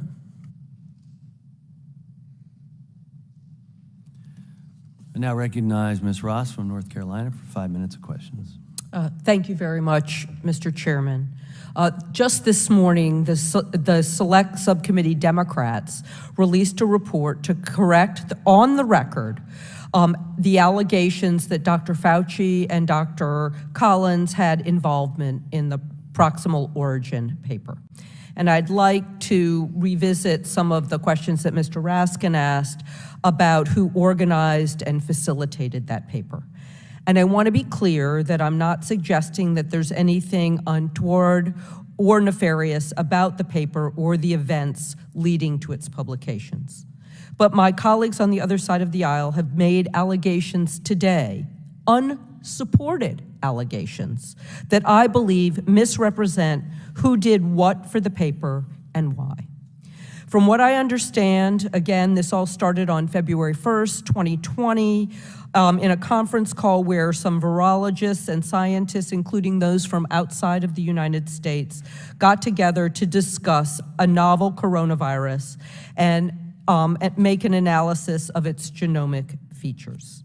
Dr. Anderson, is it accurate to say that because this was not their area of expertise, Dr. Fauci and Dr. Collins attended the call with the goal of hearing what you and other experts, including your eventual co-authors, thought of the virus's genomic features? That is correct. And in the period following the call, you and your co-authors began to work on what would become the Proximal Origin paper. Is that correct? That is correct. The Select Subcommittee has reviewed thousands of pages of documents and communications between you and your co-authors. In our review, it became abundantly clear that Dr. Fauci and Dr. Collins had little to no involvement in the paper. For example, Dr. Anderson, when asked about Dr. Fauci and Dr. Collins' role in the paper, you told the Select Subcommittee staff, quote, they played no role in the paper. Is that correct? That is correct. I think it's important to understand that we are talking about an international group of known experts drafting a paper. The whole idea that NIH directors would have a role in that paper is obviously false. So it is true to say that, yes, they played no role in this paper. Of course, they appear to have been interested in the paper because they were interested as non-experts in the conclusions and the research itself. Thank you. In my remaining time, let me turn to you, Dr. Gary. In the final stages of drafting the paper, you sent an email to your co-authors stating, quote, Jeremy Farrar, you were referencing him, had been an amazing leader. You also told Select Subcommittee staff that Dr. Farrar played a substantive advisory role throughout the drafting of the paper. Is that correct? That is correct. And did Dr. Fauci or Dr. Collins ever influence the conclusions drawn in your paper? Not in any way. So it seems to me, when we don't have the cameras rolling, even my Republican colleagues might concede that Dr. Fauci and Dr. Collins did not organize or facilitate the proximal origin, and that Dr. Farrar did instead. For example, on March 5th, 2023, Select Subcommittee Republican staff memo stated, and I quote, Dr. Farrar led the drafting process of the proximal origin paper. And the subpoena my Republican colleagues issued as part of this investigation last month acknowledges that Dr. Farrar, quote, organized the February 1st, 2020 conference call that they allege led to the proximal origin paper. These findings underscore the fact that scientific rigor, especially in the face of global health emergencies, requires international cooperation among experts in the field. Epidemiologists, virologists, doctors, and public health experts like Dr. Fauci and Dr. Collins must be included in the discussions concerning how we investigate and respond to pandemics. However, just their cooperation and inclusion is not evidence of collusion or secrecy. It's simply the way the scientific process works. This kind of coordination enables us to have accurate information, strong lines of communication, and ultimately helps us save the most lives. Thank you, Mr. Chairman, and I yield back. I now recognize Dr. Miller Meeks from Iowa for 5 minutes of questions. Thank you very much, Mr. Chair, and I thank our witnesses for appearing here today. Do either of our witnesses, can you comment on why the origin of SARS-CoV-2 would be important? Well, we need to figure out how this pandemic started so that we can put measures in place to prevent the next one. There will be another coronavirus outbreak or spillover that could potentially lead to the pandemic. Let's figure out how it happens so that we can stop that. And Dr. Anderson? Yeah, I would agree with that. I think it's first of all, it's the natural thing to do. We're all humans. We want to understand what happened here. And I think from that perspective itself, I think it's important. But as Dr. Gary said, is that the ability to take corrective action and understand what specifically led to this pandemic so we can hope to do better and prepare better for future ones is an important one. Thank you. And the reason I wanted you to state that on the record is because of comments within your testimony and comments of my colleagues on the other side of the aisle. Since the pandemic, I am also a physician. I'm a former director of the Iowa Department of Public Health. We had a hearing on origins with the Select Subcommittee on the Coronavirus Pandemic in 2021. And from the time we were looking at origins, I have said specifically, the reason it's important to understand the origins is not to undermine scientists, it's not a conspiracy theory, it's not a political hoax, it is for 3 reasons. And those 3 reasons are to prevent and respond to the next pandemic. 1, the international community and scientists in particular have a vested interest in understanding what type of laboratory research is done and what type of laboratory safety. Critically important. Number 2, disclosure. The international community has a vested interest in disclosure occurring properly and within 24 hours if, in fact, there is a virus or bacteria that's released that could lead to a pandemic. And then number 3, the ethics of what kind of research is done and in what laboratories, and if we have assurances that those laboratories and those scientists can be trusted. So my colleague mentioned that it was natural to have collaboration and to get information from various scientists around the world, and I would agree with that. Did you have collaboration and consensus and readily available data from the Wuhan Institute of Virology? Only what was in the public domain. Dr. Gary?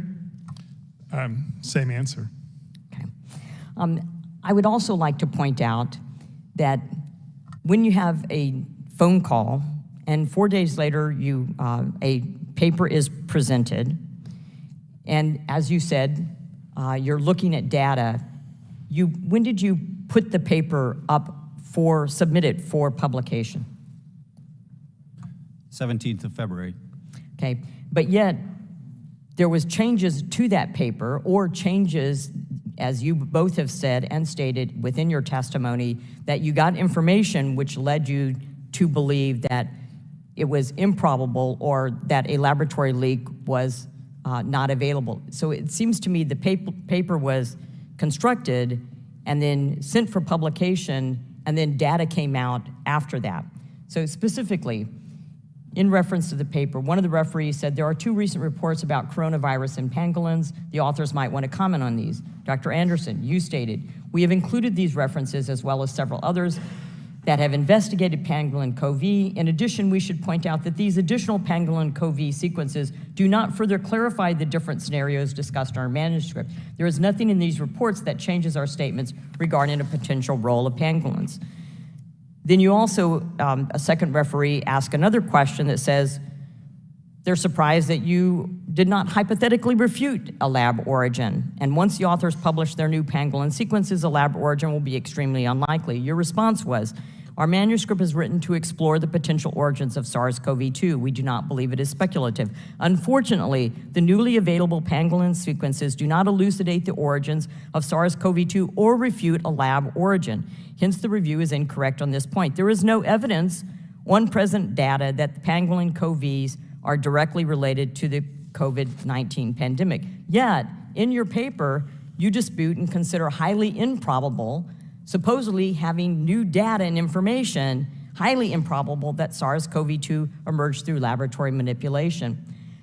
I'm not suggesting that laboratory manipulation was deliberate or was a bioterrorism, but by your own statements, Dr. Anderson, it seems to me that you're actually saying that it's inconclusive whether or not this emerged accidentally or on purpose from a laboratory, or if there was manipulation, or if it came from science, despite the thousands of animals that have been looked at to see if it could have emerged. I think my time is up, and I think it's what we're finding today is that it's not as conclusive as you would like us to believe that it emerged through nature. Thank you, and I yield back. Now recognize Dr. Barra from California for 5 minutes of questions. Thank you, Mr. Chairman. First off, Dr. Gary, Dr. Anderson, thank you for being here. Physician, faculty member at UC Davis, was an associate dean there, and I appreciate, you didn't sign up for this, but I appreciate that you're here. And for all the scientists, doctors, and others that worked through this pandemic, some of the abuse challenges that they've had to face, again, I apologize for that. As someone who has spent most of my time in Congress thinking about pandemic preparedness and global health security on national commissions, putting recommendations in place, traveling to Sierra Leone post the Ebola epidemic to try to get there, I understand how important this work is.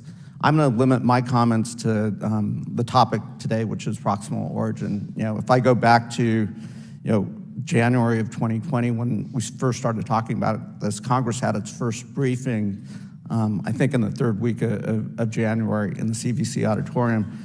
At that point, I raised, and again, Dr. Fauci was one of the briefers, the importance of getting to the hot zone, getting our scientists, the best in the world, to Wuhan and to the hot zone to understand proximal origins. Obviously, that did not happen. So, there was appropriate criticism of how the Chinese were handling the early days of that pandemic. The scientific community did the best that they could to try to understand the origins. And, I appreciate the work that was published in your paper. I appreciate the openness to thinking about, whether origins were from a lab leak versus, a wet market, and we continue to explore that. To my colleague, Dr. Miller-Meeks, I agree with a lot of what she said. It is important for us to understand that and continue to try to gather information to understand it. But given that we may never reach a conclusion, I also want to be forward-looking. I think it's appropriate for this committee, because it is the vehicle we have as Congress, to look at lab security and lab safety and you know, to think about recommendations, working with the scientific community, because you know, this type of research is going to continue. And it's important for us to understand and prepare, not just for future pandemics, because we will see those pandemics in the future, but it also, you know, there are biothreats around the world, there are bad actors around the world, and we have to be doing that research so we have appropriate countermeasures and the like. In addition, though, we shouldn't discount the theory that this emerged from a wet market, because we should also explore and work with the international community to prevent that type of leap from animals to humans, because we also know zoonotic transmission of viruses is bound to happen and is the origin of many new novel pandemics. Would both of you agree that we should, you know, be thinking about both of these, Dr. Anderson? Yeah, I agree. I think it's important that, you know, there's several different objectives here. One is the scientific question of the origin, but of course, given what we have learned about coronaviruses, including the one causing the pandemic, but also all the related ones that have since been discovered, I do think we need to reconsider our lab safety practices around these viruses specifically. And that's because of what we have learned during the pandemic. And that's an important discussion too that I totally agree with. Dr. Gary? Well, we certainly as virologists take lab safety very seriously. The very lives of my students and myself and others working around the laboratory depends on taking those issues very seriously. And there are very good guidelines in place. I agree with Dr. Anderson that we need to rethink some of those, given, you know, the potential threat of wild coronaviruses coming over. We should probably do all those studies at biosafety level 3 instead of lower biosafety levels. But those are logical things that the scientific community will put in place. Great. And again, I think that's where Congress should work with the science community and take guidance from the science community, as opposed to non-scientists in Congress dictating what might happen and what lab safety should look like. I also, just in the few minutes that I have, I would hate for this committee or Congress to conclude that we shouldn't be collaborating with the international community, having labs around the world, because if we want to prevent pandemics, we have to go out there where the pandemics are originating and work with those scientists around the world. And it would be a dangerous conclusion for this committee to say we shouldn't be working with labs around the world. We absolutely have to work with those labs. Thank you, and I'm out of time. I now recognize Ms. Lesko from Arizona for 5 minutes of questions. Thank you, Mr. Chairman, and thank you both of you for being here to testify. I'm first going to ask, the same question first of Dr. Gary. In your documented emails to to Dr. Fauci and others, dated before or around the same time as the February 1st conference call, both of you seemed absolutely convinced that COVID-19 was not from nature. In fact, Dr. Anderson, when you spoke to committee staff, when they interviewed you, you were very concerned about the origin of COVID-19 and wondered if you should contact the FBI or CIA about your concern. Yet, on February 4th, 2020, which was 3 days after the conference call, Dr. Jeremy Farah sent an email to Dr. Fauci and Dr. Collins. It says, quote, "Please treat in confidence a very rough first draft from Eddie and team. They will send on the edited, cleaner version later, pushing WHO again today." Dr. Gary, is this the very rough first draft referring to the Proximal origin paper? It was a report that was going to go back to the original people on the teleconference. Were there elements in that report that we eventually incorporated into Proximal Origins? Yes, but it wasn't a draft of that paper per se. We hadn't even decided whether we were going to write one or not. How much of, Dr. Gary, how much of that original draft do you think was included in the published proximal origin paper? Right.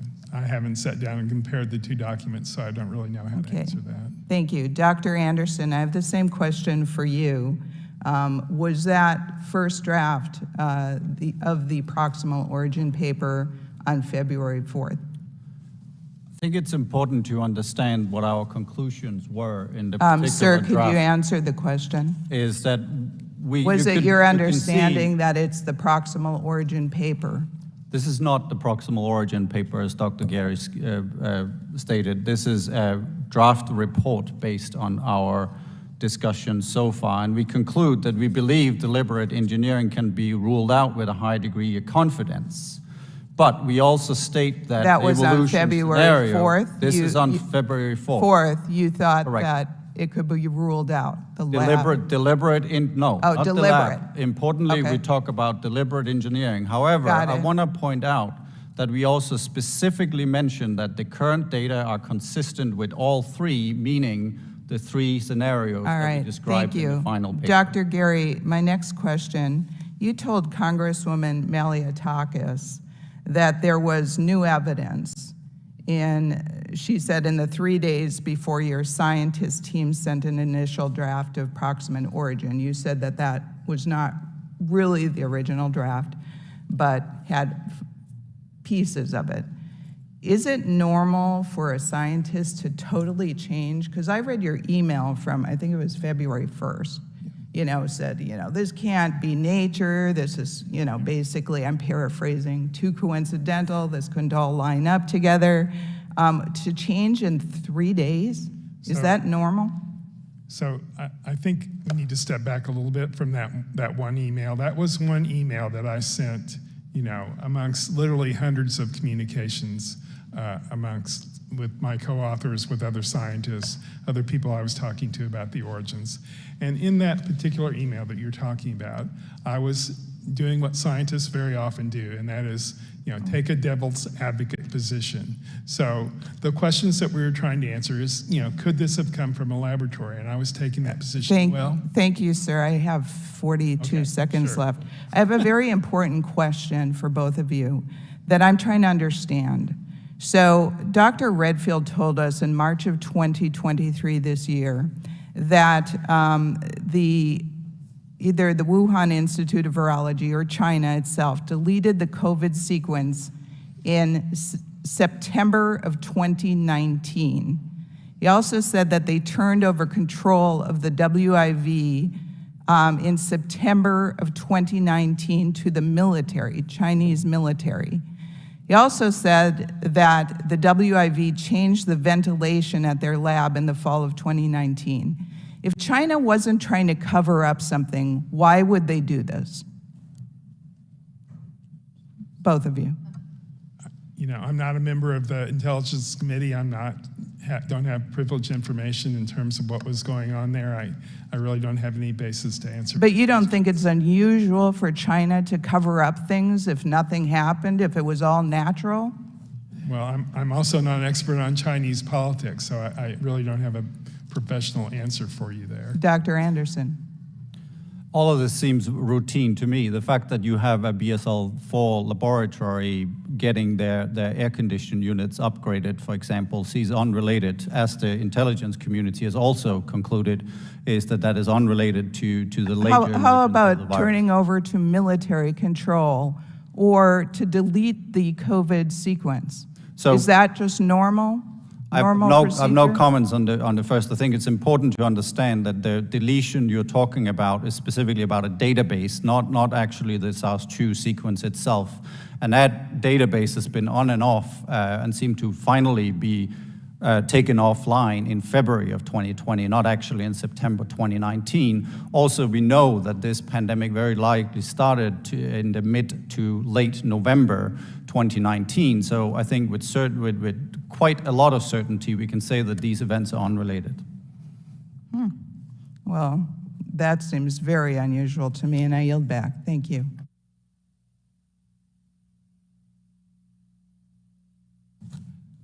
I now recognize Mr. Mfume from Maryland for 5 minutes of question. Thank you very much, Mr. Chairman. I want to thank you and the ranking member. I want to thank our witnesses who have endured us for the last couple of hours, and I certainly want to thank the members of this committee who continue to try to make sure that we stay within our own guidelines in terms of what we're approaching and how we are approaching it and what we, of course, hope to achieve. I've used this microphone and other occasions during this hearing to argue that we went through COVID in real time. Every day was different, every week was different, every month was different, and unfortunately every year was different. And so there was a constant building process with building blocks about what we knew and what we didn't know, what we should do, what we should never do, and we came through that better as a nation because of the science which so many of us relied on, and the data and the approach that the healthcare industry took, particularly doctors and physicians over and over again, while many of us were free of that exposure in that sense. And so what we seem to do here is retrospective investigation, which I'm not necessarily opposed to, but I get the sense we do it with a vendetta. Like, I think this was wrong and you were the one that did it, or I think this was wrong and you conspired to do this. That's not going to get us very far, not at all. Given the critical role that science plays in advancing our understanding of emerging viruses, I'm appalled every time I hear some of my colleagues turn to politicizing and vilifying the researchers. Somebody had to do the research. Somebody had to come up with conclusions. Somebody had to follow the data. Somebody had to make an assessment. And so it's a little strange to me that we will vilify the people who did that at the time when we needed them the most, because now we're operating in retrospective lens. We in this subcommittee, Mr. Chairman, have attacked physicians, we've attacked labor unions, we've attacked public health officials, we've attacked teachers, we've attacked healthcare workers, we've really attacked the CDC and the NIH. We've attacked, as we've heard today, Dr. Fauci, Dr. Collins, previously Dr. Walensky. We've attacked Joe Biden. We're in an attack mode instead of what I thought would be a real fact-finding mode about what do we do to get ready for the next novel virus, which could be set upon us at any time. And so in the 6 months that this committee has operated, I don't think that we've got an answer. I haven't seen what our steps are. If that's the case, how do we proceed? And if that is the case, we've got to rely on researchers and physicians all over again. And I think it poisons the water if we have already sort of predisposed who we think they are, why they are operating, what's wrong with them. The basic claims in the scientific article that we've talked about was developed to suppress the lab leak theory. It was somehow demanded by the United States government or else. That's an incredible disservice, in my opinion. We don't want to frighten off the very processes, the people, the industries, or anything else that will help us if and when something like this happens again. So I did not mean to get on a soapbox and make a speech. I actually have a few questions. I'll submit those in writing, if you would, Mr. Chair. But I just want to thank these two persons before us today and the others who have come before us and have had to feel like the weight of the world's been on their shoulders when all they really did was what they were supposed to do based on their profession, based on their desire to save lives. And as has been mentioned before, we followed other routines articulated by Dr. Burke, who was with Mr. Trump at the time, who said we've lost millions of lives by doing the wrong thing, like recommending bleach and telling the American public, don't worry, come Easter, we'll all be in church together. And we were not in church together for another 3 Easters after that. I yield back. I now recognize Dr. Joyce from Pennsylvania for 5 minutes of questions. Thank you, Chairman Wenstrup and Ranking Member Ruiz, for holding today's hearing.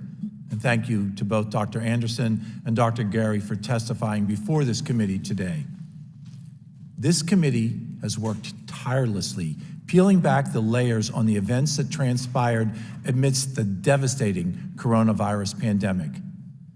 The members of this committee have been charged with a great responsibility by the American people. Our job is to shine a spotlight on the public health officials and agencies for their mishandlings and to hold them accountable.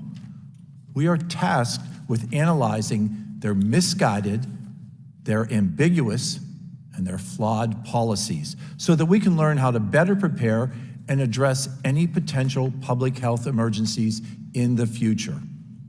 Further, this committee's investigations will finally expose the true origins of this deadly virus that destroyed millions of lives and livelihoods across the globe. In April, just a few short months ago, this committee held a hearing where the former director of the National Intelligence Agency, John Radcliffe, testified. In that testimony, Director Radcliffe said, and I quote, "If our intelligence and evidence supporting a lab leak theory was placed side by side with our intelligence and evidence pointing to a naturally occurring spillover theory, the lab leak side of the ledger would be long and overwhelming, while the spillover side would be nearly empty," unquote. Nearly empty. Dr. Anderson, this quote came from the former director of national intelligence and someone who has access to the most sensitive information provided by our intelligence community. If this is the case, can you explain how the Proximal Origins piece, of which you are an author, totally contradicts that information from our intelligence community? The Proximal Origin paper is the result of scientific work by international well-known experts. I think it's important to realize that if we look at the recent report from the Office of the Director of National Intelligence Community, is that one of their conclusions is that there's no indication that the VIV's pre-pandemic research holdings, but I am referencing, including please allow me to SARS-CoV-2. address what information we had in front of us. I'm addressing what we heard Radcliffe tell us as a committee that wasn't the case, that overwhelmingly the information at hand provided by the intelligence communities showed that this was not a naturally occurring process.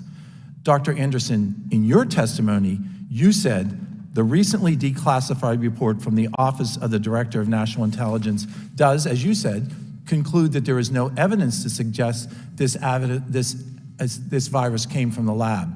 However, the ODNI also states in their reports the Department of Energy and the Federal Bureau of Investigation assessed that a laboratory-associated incident was the most likely cause of the first human infection of SARS-CoV-2. Dr. Anderson, you also said in your testimony, we do not believe that any type of laboratory-based scenario is plausible. And yet the conclusions by the Department of Energy and the FBI directly contradict your position. How do you bring that together? I think you could say that our conclusions completely contradict their conclusions too. I think it's important to understand that we are looking at different things here. You're talking about the intelligence community. If you look at the scientific literature, the scientific evidence for this pointing to a single market in the middle of Wuhan is overwhelming. There is no evidence. But the intelligence committee had access to both scientific and the investigative reports. They had that overview. And their conclusions strongly contradict what your single conclusion projects. And we as a committee have heard this repeatedly, that the overview from both the FBI and the Department of Energy support that there was a lab leak, support that the most likely cause of the first human infection of SARS-CoV-2 was a laboratory incident. We recognize how that occurred. We as a committee have formed what we feel is most important in understanding all the information that's brought forward to us. And that information points directly to a lab leak. My time has expired, Mr. Chairman, and I yield back. I now recognize Ms. Dingle from Michigan for 5 minutes of questions. Thank you. Thank you, guys. I'm sorry, Ms. Takuda from Hawaii. Thank you very much, Chair. Once again, we find ourselves being faced by our Republican colleagues that have convened another hearing under the guise of investigating the pandemic's origins to advance their extreme conspiratorial narrative against Dr. Fauci, Dr. Collins, and our nation's scientists and public health experts. I'd like to take a bit of a moment during my time to set the record straight about a number of things that have been said today. First of all, one of the things we heard earlier was that scientists don't flip-flop. No, scientists focus on the facts and the data before them, which can change in a matter of 72 hours, or yes, even 45 days between the time of discussion and the time of report, especially when we are dealing with a virus we know very little about, that even until this day is rapidly changing and evolving. So I ask both of you to assert coercion or political persuasion as the result of why that change took place during these 72 hours. Is this, in fact, a false statement when we're considering just the way that the scientific process works and the rapidly evolving, changing, and rapid evolving information that we're having at that time took place? I think, again, it's important to understand that it's our thinking that is evolving. We are talking about the change from early hypotheses to realize that a subset of those can, in our opinion, be discarded with a relatively high degree of confidence. And that happens within just a few days when we're specifically talking about a purposefully manipulated virus. That's an evolution of our thinking. It is not a flip-flop. It is an early hypothesis which ends up being unsupported, followed by other hypotheses that are still on the table. And so isn't it important that we, in fact, support this evolution of our thinking and our research in order for us to more quickly be able to really ascertain the proximal origins of things like the COVID-19 virus to start to really begin to save lives? I think it's important that we continue to consider any and all evidence known and potentially to come in future. And that is exactly what we are doing as the scientific community, which may end up with previous hypotheses all of a sudden being no longer supported, for example. This is not a flip-flop. This is simply the scientific process. So one of my concerns is when politicians start throwing around words like flip-flop, we are actually creating a very chilling effect on the scientific process, on our scientific community. I share the concerns that have been raised in this hearing by our ranking member, by the good gentleman from Maryland, that we're poisoning the water when it comes to active research and science that is looking at saving lives, taking care of our people. I worry that politicians' continued overreach and, quite frankly, weaponization of the discussions around the origin of COVID-19 will, in fact, heighten this chilling effect on the ability for our scientists and public health officials to thoroughly investigate and study future disease outbreaks, public health crises, and be able to meaningfully connect that and convey that to the public. Dr. Gary and Dr. Anderson, do you think political weaponization of the origins of COVID-19 will have a chilling effect on our scientific research, international collaborations going forward, and quite frankly, result in lives lost, our inability to really respond to public health crisis when it arises?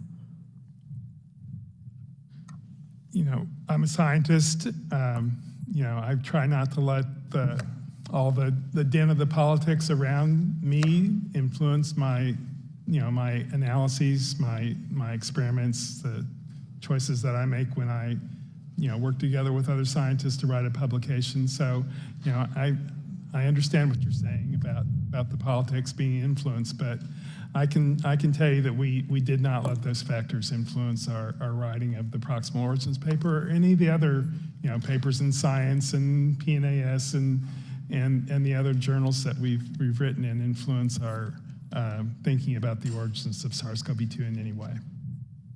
Dr. Anderson, did you want to respond? I think the whole reason I'm here today is because it's been politicized. Mm-hmm. The title is The Proximal Origin of a Cover-Up. I think there's no question that whereas the science itself is a scientific process focused on evidence analyses and then publications in peer-reviewed journals, which is exactly what we have been doing. People are free to disagree with that, whether it's the intelligence community or other scientists. That's why we publish the papers. I think, again, the reason why I'm here today is because of that politicization of that whole process, and I think it is deeply damaging.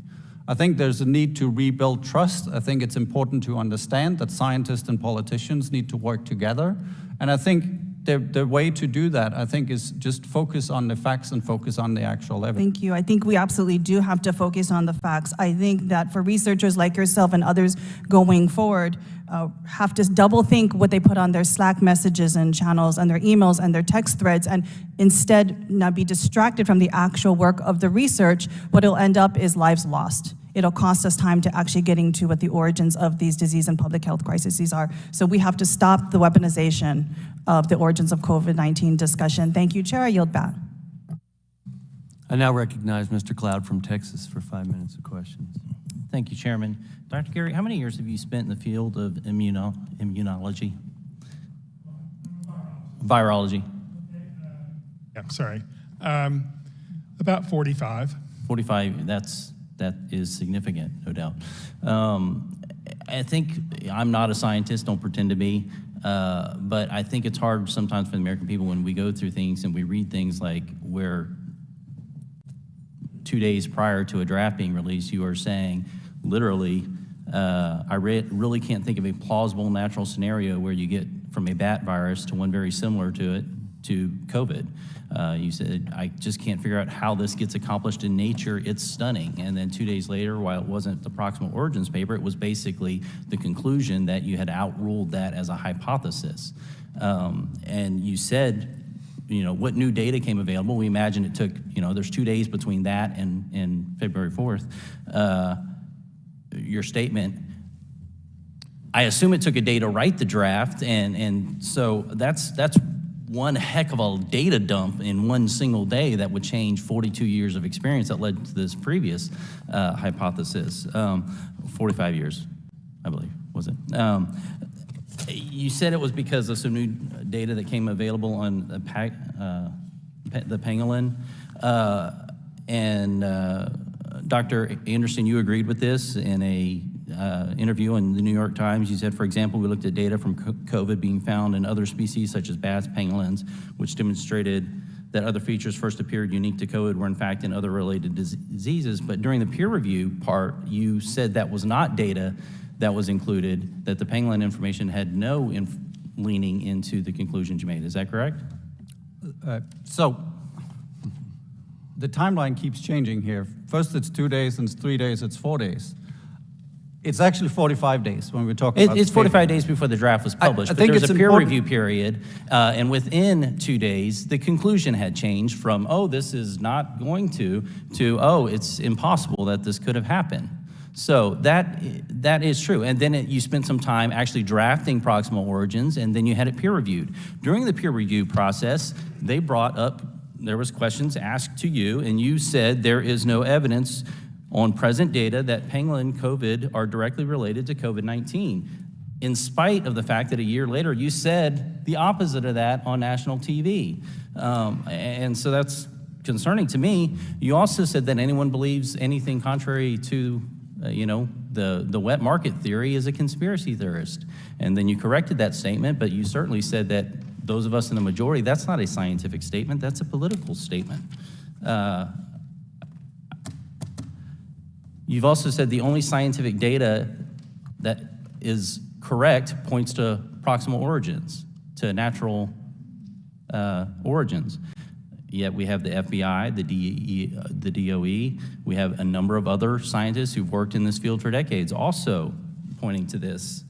Are you concerned that the lab in China deleted information?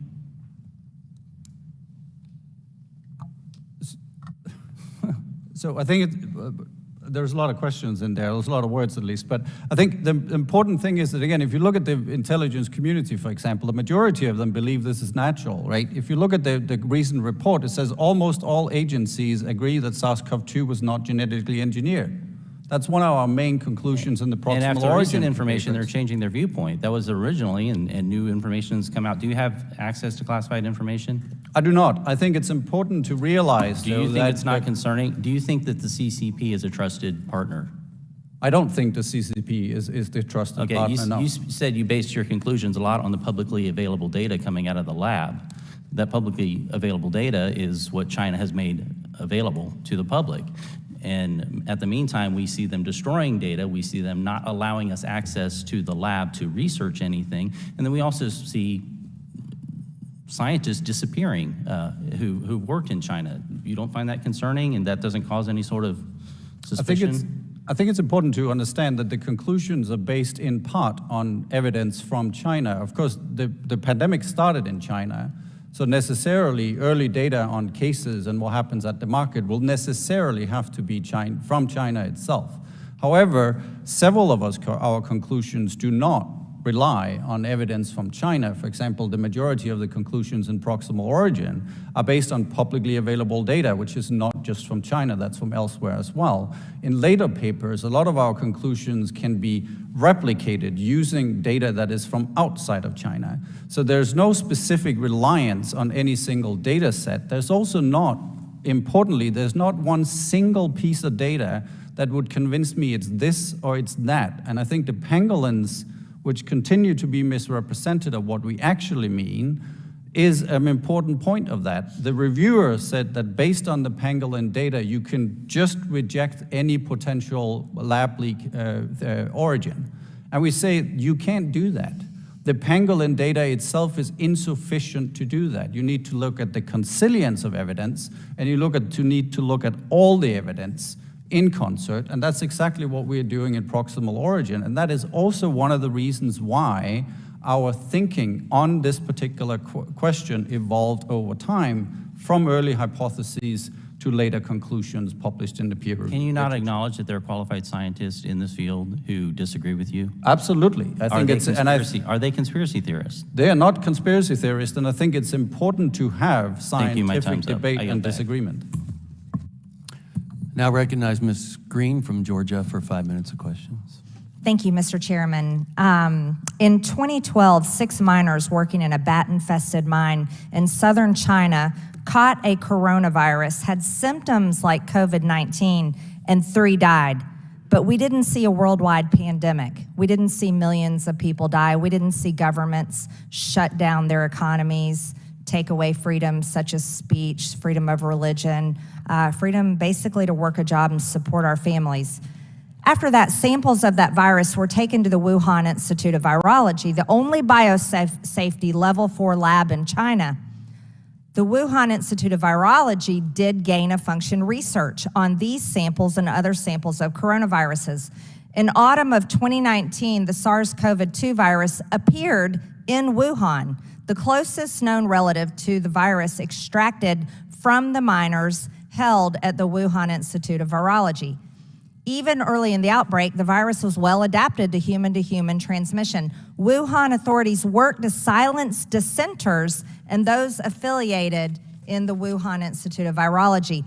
The CCP authorities lobbied the WHO to announce an international emergency and blocked scientific investigations access into the Wuhan Institute of Virology. Here's what's interesting.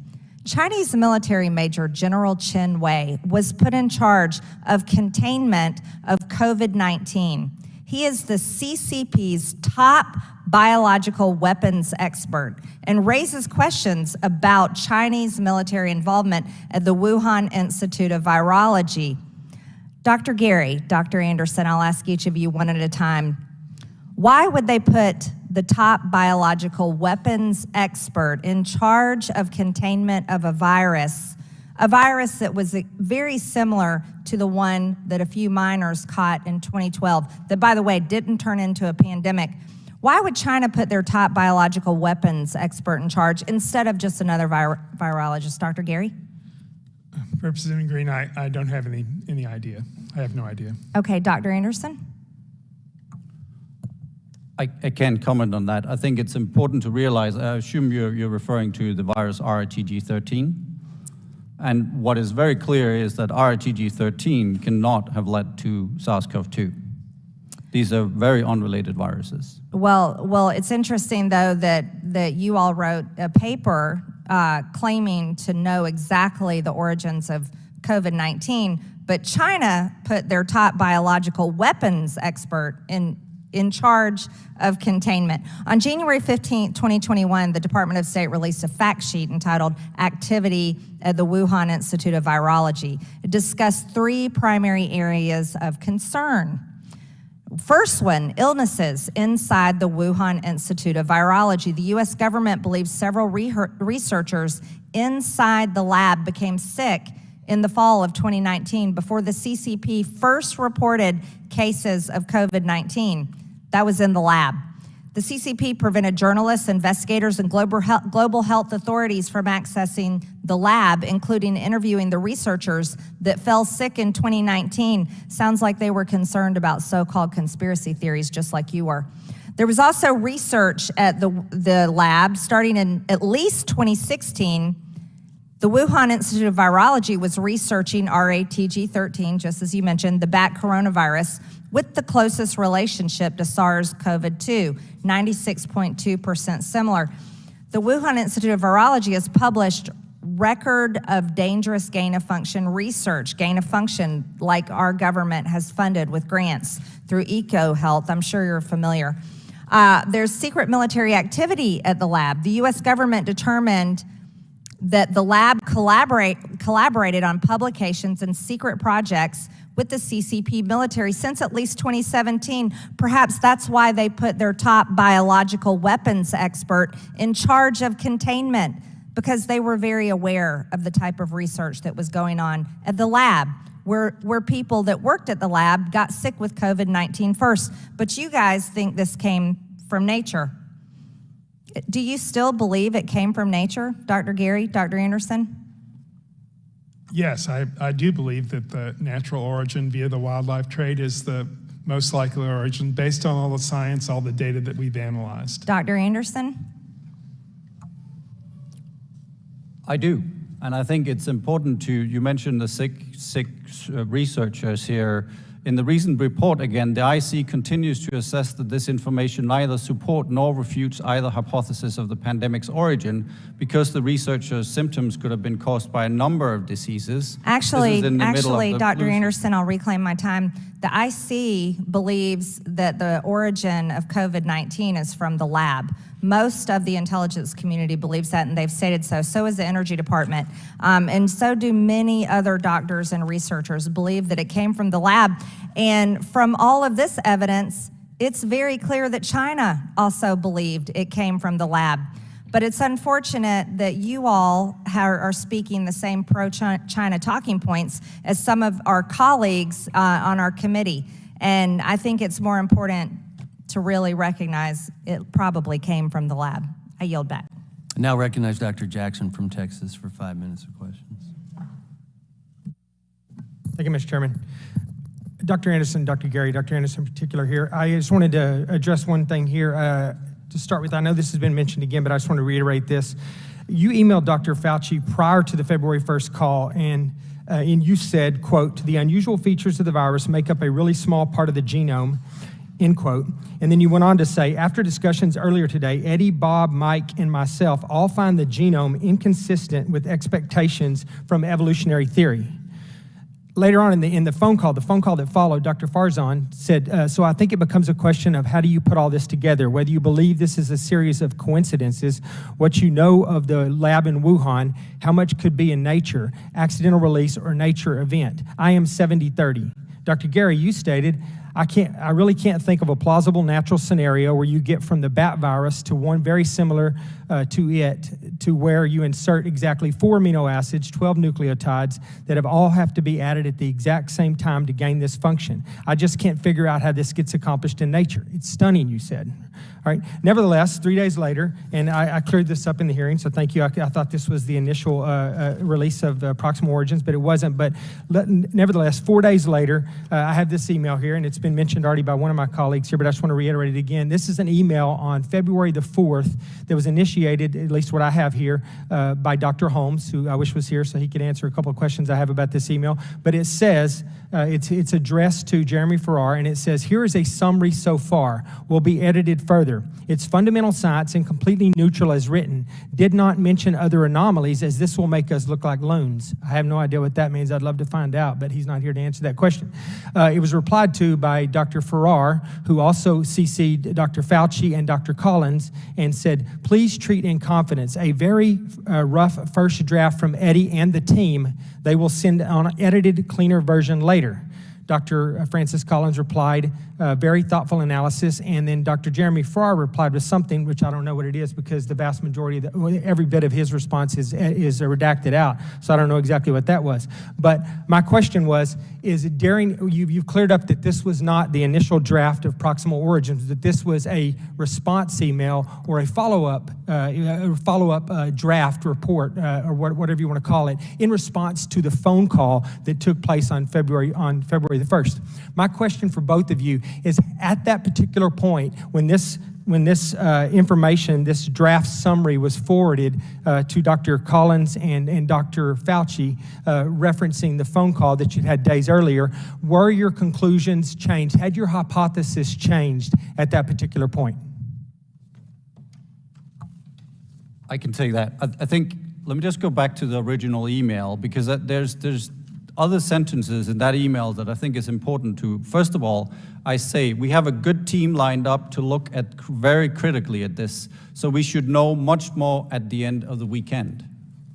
I also say, but we have to look at this much more closely, and there are still further analyses to be done, so those opinions could change.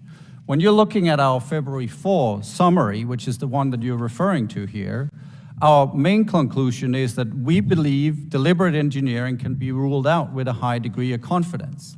However, referring to both lab leaks, specifically the tissue culture hypothesis that we describe in Proximal Origin, our conclusion at the time of February 4th is that current data are consistent with all three. It is currently impossible to prove or disprove either. Okay, Dr. Gary, what about you? Because you specifically said, I mean, Dr. Anderson says he doesn't believe it was engineered, but he said he hadn't ruled out a lab leak in that particular thing. Dr. Gary, you specifically said that, you find it completely stunning and implausible that this, that you were insert 4 amino acids and 12 nucleotides, all that have to be exact same time to gain this function. That sounds like engineering to me. Well, again, Representative Jackson, I think I started to or tried to address this before. That was a single email out of a lot of communications that I was having with people like Dr. Anderson and others. And in that particular email, I was, raising my concern about this one. Let me ask this real quick. You reiterated, you did explain that. Let me just ask you guys real quick. So you're telling me that, and this was the actual first publication of Proximal Origin was published on February 16, 2020. It was posted on the website Virological. So from February 1st to February 16th, are you telling me that you gathered all of this? You gathered all of this additional information, because we know what your initial hypothesis was, or your initial conclusions were to start with before. You gathered every bit of this new additional information, which we don't know exactly what it was or where it came from. You completely changed your hypothesis. You collaborated with your co-authors, and you wrote the Proximal Origins paper all in that period of time. I just want to know, my time's up, but I just want you to know that sounds completely ridiculous to the American people, and it's completely in step with what a lot of people think is going on here, is that Dr. Anthony Fauci and Francis Collins realized that they had been implicated in the production or in the creation of this virus, and they were doing everything they could, including getting both of you to come on board as tools or vehicles to undermine that theory. Thank you. My time is up. Now recognize Dr. McCormick from Georgia for 5 minutes of questions. Thank you, Mr. Chair. I totally agree that early hypotheses change. As for the politicization of this and the accusations made that this is entirely political, I think we do have something to learn about finding out the true origins of this disease. It's interesting that when they talk about censoring and politicization of something, only one side that I remember was ever censored, and that was our side. And when I say our side, I mean the fact that it was a lab leak. I was censored as the emergency physician who treated thousands of patients and who has a background taught by an equally adept professor in virology at medical school that taught us how diseases propagate.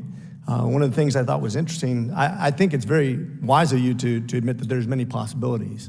And just to lay it out in front of the people, since I'm the summary person today, it's interesting that any other crossover virus or any virus that's ever really existed, for the most part, still exists in society today. It's very hard to get rid of an entire subset of viruses by itself. We still have the common cold, for example. We still have avian flu. We still have swine flu. And those still propagate in those species because they don't just go away. They continue to get switched around, and it still exists in society today. What I think is interesting is that I haven't seen any evidence, and I read your papers, by the way. I love reading and learning. I consider myself a student of the game. And I saw how we talked about the raccoon dogs and the civet cat having DNA and RNA in the same place where they found the vast preponderance of the coronavirus in that market.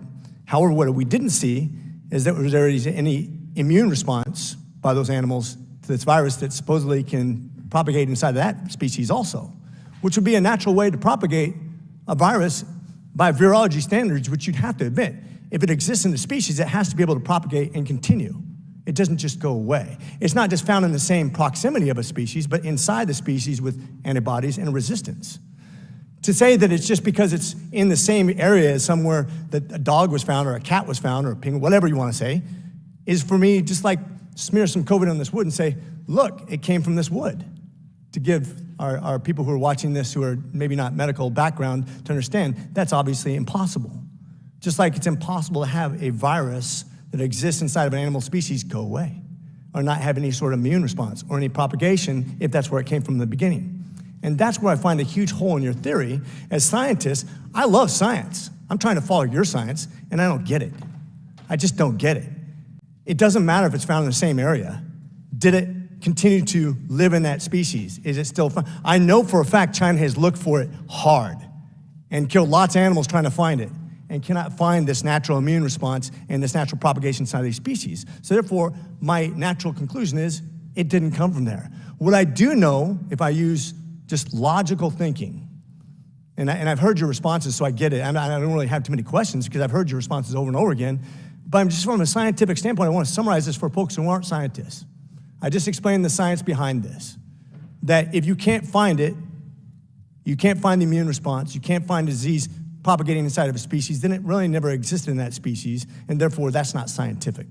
And likewise, if you have a science lab talking about actually developing something and wanting funding for it, in other words, gain of function, and then it centers around that same lab that asked for it, I agree with your initial assumption, Dr. Gary, that most likely it came from a lab. And I think that's where the evidence has continued to point. Ironically, when it got politicized, it was myself and others that believe like me in the science that got censored. That's the irony of this.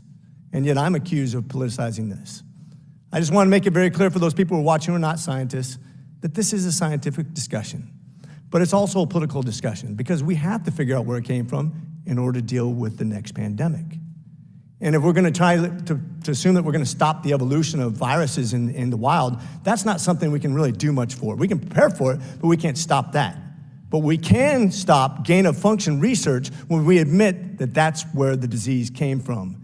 And I think that's what this discussion is about. And that's why it's important to actually combine the science with common sense, and we come to a natural conclusion. And with that, I yield. I now recognize Ms. Dingle from Michigan for 5 minutes of questions. Thank you, Mr. Chairman. I want to say to my colleagues, we all want the facts. We need the facts because we have an enormous responsibility as members of this committee to make sure we are ready for the next pandemic, which you all got a lot more doctor's degrees on your side. I'm not one, but it's coming. And not one person over here has said, and the intelligence committees have said, we don't know where the leak has come from. Could have been a lab leak, could have been other ways. We're studying it. We want the facts. The Select Committee's purported investigation into the origins of the coronavirus, which for 5 months has largely focused on the publication of this paper, has included a number, and I am so offended by some of the things I've heard this today, of baseless allegations against our nation's scientists, our public health experts, including Dr. Fauci and Collins. And instead of being on a mission to destroy 2 people, I wish we were on a mission to get the facts. So I'd like to address them, starting with the egregious claim that Dr. Fauci bribed Dr. Anderson and other authors of the Proximal Origin paper to suppress the lab leak theory with a $9 million federal grant.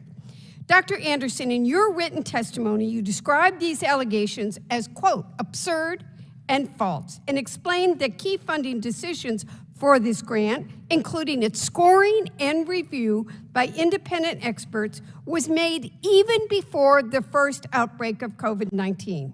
Dr. Anderson, would you please reiterate for the Select Subcommittee why my Republican colleagues' allegations that Dr. Fauci bribed you and your co-authors with federal grant funding are categorically false? They are categorically false. In fact, the information Dr. Anderson laid out is publicly available for everyone. Those watching get the facts, including my Republican colleagues, to see online at NIH's website. We have a picture here. To make sure everyone is absolutely clear on this, let's take a look at this ourselves. As you can see here, NIH's grant database plainly notes, facts, I like facts, that this grant passed through the NIH's Scientific Merit Review in November 2019. Dr. Anderson, if the grant were scored and reviewed as part of the NIH's transparent merit-based process in November 2019, is there any way that the awarding of the grant could have been used as a bribe during the February 1st, 2020 conference call? Excluding the possibility that somebody is a time traveler, no, that is just not possible given the timeline. Dr. Gary, do you agree? I agree. Mr. Chairman, I'd like to submit a copy of the funding information for Dr. Anderson's grant, which lays out the timeline of its NIH review for the record. With my remaining time, I'd like to— Without objection. Thank you, Mr. Chairman. I'd like to address the broader allegation that Dr. Fauci and Dr. Collins were involved in any sort of campaign to suppress the lab leak theory through the publication of Proximal Origin. Dr. Anderson and Dr. Gary, you sat for nearly 20 hours of transcribed interviews with Select Subcommittee staff. During those interviews, you were asked questions about Dr. Fauci and Dr. Collins' involvement with the paper.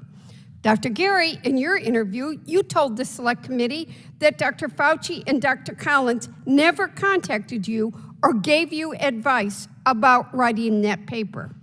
In fact, you stated that neither Dr. Fauci nor Dr. Collins, quote, did anything really to influence the paper in any way. Dr. Gary, is that correct? That is correct. And Dr. Anderson, in your interview, you refuted the idea that Dr. Fauci and Dr. Collins sought to suppress scientific inquiry into the origins of COVID-19. You told the Select Committee staff, quote, not only did they not do that, they encouraged scientific inquiry into the origins of the COVID-19 pandemic. Dr. Anderson, is there anything you want to add regarding that statement? That statement is correct. That was exactly what they did. The suggestion, my friends, that Dr. Fauci and Dr. Collins were engaged in some sort of intricate cover-up to suppress the lab leak theory and bribe researchers is reckless, irresponsible, and grossly inaccurate. These basic attacks on our nation's scientists and public officials need to stop. I want to get to the origin of what happened. I may even, in my heart, wonder with my colleagues on the other side of the aisle. But we're not going to get to it making reckless statements. Thank you, and I yield back, Mr. Chairman. I now recognize Mr. Jordan from Ohio for 5 minutes of questions. Thank you, Mr. Chairman. Dr. Anderson, should we be doing gain-of-function research? think fundamental virology research, which includes gain-of-function research, is important. However, such research should, of course, be done safely. Was gain-of-function research being done, Dr. Gary, at the lab in Wuhan, China? I have not reviewed all the research that was being done at the Wuhan Institute, so I don't really have a professional opinion on. Do you have a professional opinion, Dr. Anderson? To my knowledge, there was... Yeah, I know you got professional opinions about lots of things, but do you have one on that? To my knowledge, there's no gain-of-function research, although there is work involving chimeric viruses, for example, as we discussed in our proximal origin paper. Was the lab in China up to the code for doing the kind of research that you just described, Dr. Anderson? I don't know about any of the codes, anything going on at the Wuhan Institute. Would it be up to the, would it be, my understanding is it wasn't. Do you think it was up to the code necessary to do the kind of research that you think they were doing there?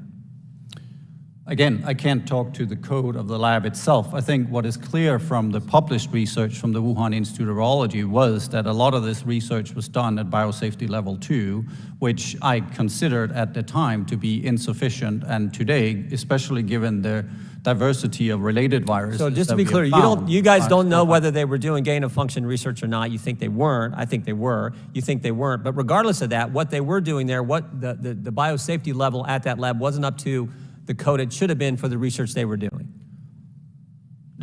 Doing this type of research at BSL-2 using bat coronaviruses is commonly done at BSL-2. The lab work, the animal work, I should say, is done in BSL-3. Again, this is all available. What level lab would you want? If you're doing the research, Dr. Anderson or Dr. Gary, what level lab, what level would you want, 2 or 3?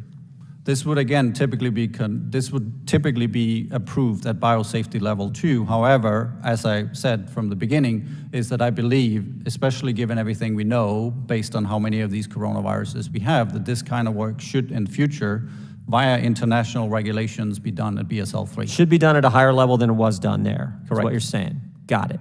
All right. And should it go through? We have this process, Dr. Gary, this P3 process, this approval process for this type of grant money to be used and this type of work to be done.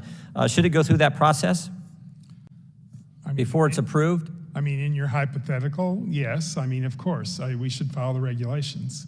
Okay. So my understanding is American tax dollars went to this lab in China. Is that right, Dr. Gary? I don't know I don't have any information myself about. I think commonly reported EcoHealth sent the money there. American tax dollars were used in the Wuhan lab, this lab we've been talking about.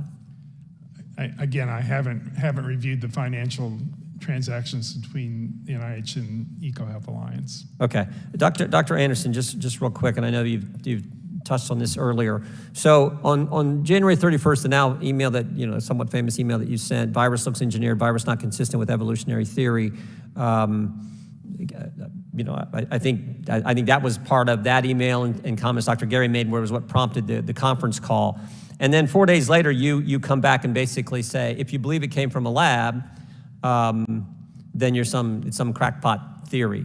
And what happened in that? I mean, that's a pretty dramatic change in 4 days. And I know you've talked about it before, but that's what I find so concerning is you went from virus looks engineered, not consistent with evolutionary theory, to you're crazy if you think it came from a lab, and that all happened in 4 days. So that is a misrepresentation of what the email actually says. Let me just read that sentence, because I say the main crackpot theories going around at the moment related to this firing being somehow engineered with intent, and that is demonstrably not the case. I'm very specifically referring to the fact that this is engineered with intent, i.e. a bioweapon. At that time, I still fair enough. So you're saying there wasn't an intention to have it done in a lab, but so you're not saying it couldn't have come from a lab? That is correct. At that time of writing this email, in fact, I thought the plausibility of this being a lab-cultured virus was still high. I kept that belief until mid to late February. Do you think you've been strong on the zoonotic theory. Do you think it could have come from a lab, even today as you sit here? Not as I sit here today, no. I think the plausibility of this having come from the lab, given the evidence, I don't find that plausible at all. FBI's wrong. People who disagree, people who think it came from a lab is wrong. The fact that American tax dollars went to a lab in China, a lab that wasn't up to code, should have been level 3, even based on what you guys say, wasn't up to code, doing, I think, potentially gain-of-function research, and it breaks out in that town in China. But somehow, no, it can't even be possible that it came from a lab. It has to be the zoonotic approach. It is possible, as I'm saying. I don't find it plausible, or maybe I should say probable, given the evidence that we have available to us. Again, anything is possible, and as we are saying in the proximal origin paper and also in later papers, is that it is currently impossible to prove or disprove any version of the origin, whether lab or not. Okay, thank you. Are you back? I now recognize majority staff for 15 minutes of questions. Dr. Gary, Dr. Anderson, it's good to see you again. Mitch Benzine, I'm the staff director for the majority staff. I have a couple follow-up questions based off your responses to the members, and want to start with Dr. Anderson, something you just said, that intentionally engineering is equivalent to a bioweapon. Do researchers not intentionally modify viruses that don't turn into bioweapons? Again, I think the unfortunate fact here is that the words used here early on are confusing. When I'm saying engineered with intent, what I specifically mean is that you engineer the virus with the intent of creating something like SARS-CoV-2. For example, something that is highly transmissible between humans, bind well to the ACE2 receptor. And that requires the intent of people to create that virus specifically. At the time of writing the email, the crackpot theory, which, and I should say I use crackpot because I thought several people thought I was a crackpot at the time, is that I'm specifically referring to the call from the National Academy of Sciences, which was specifically based on the idea of a bioweapon. So that's what I'm referring to there. But of course, the intention to engineer any virus, any kind of engineering would be intentional, right? But specifically what I am referring to here is the idea that the intention of creating this virus. Okay. I want to ask some questions, just base knowledge while you were drafting Proximal Origin, and go back and forth here. So to both of you, Dr. Gary, Dr. Anderson, were you aware of all the research being conducted at the Wuhan Institute of Virology leading up to the drafting of Proximal Origin? No, I'm not. I don't see how we could possibly be aware of all of it.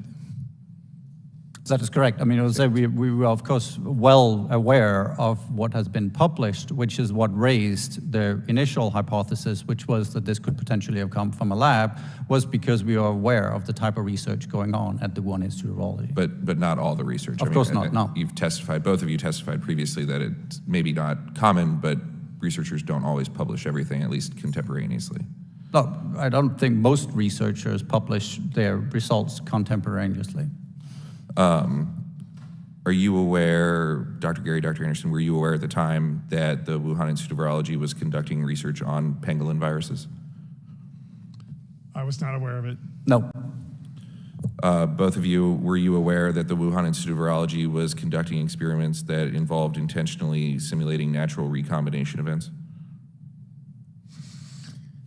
In a broad sense, I guess, there had been some experiments that were published in the literature that involved, making pseudoviruses and other things that would involve recombination, yes. Yeah, and I think I was certainly well aware of the chimeric viral work that they were doing, which is inserting spike proteins, for example, from one virus into another virus using well-established backbones like VIV1. I was very aware of that work, yes.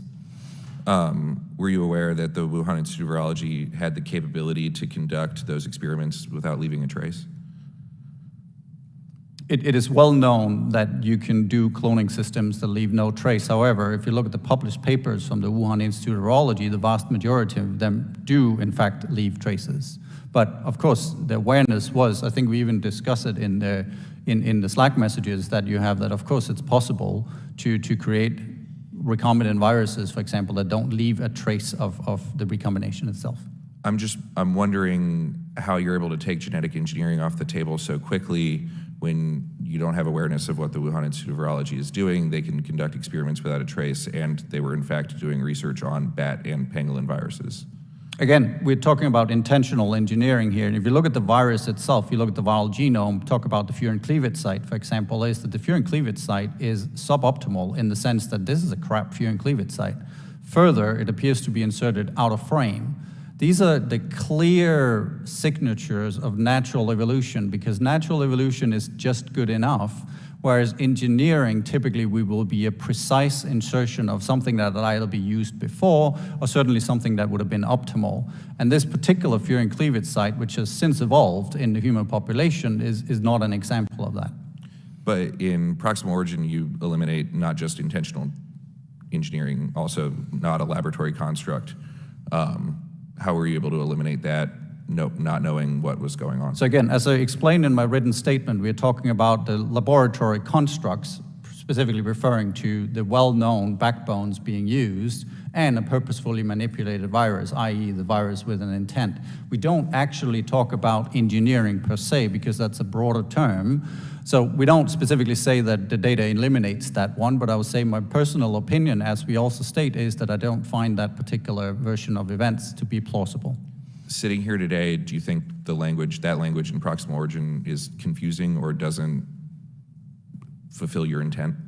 I think it's a scientific paper written for a scientific community. I think overall, given how fast that paper was written and given just everything going on at the time, I actually think the language is clear. Could it be clearer? Sure. Could have been better explanations? Sure. It could have been longer, but we didn't have that ability to do that. But importantly, that's what we are continued to publish research on this particular question, where we can add additional evidence and analyses that adds to these early conclusions that we made in this particular paper. And I think overall, those conclusions are very clear.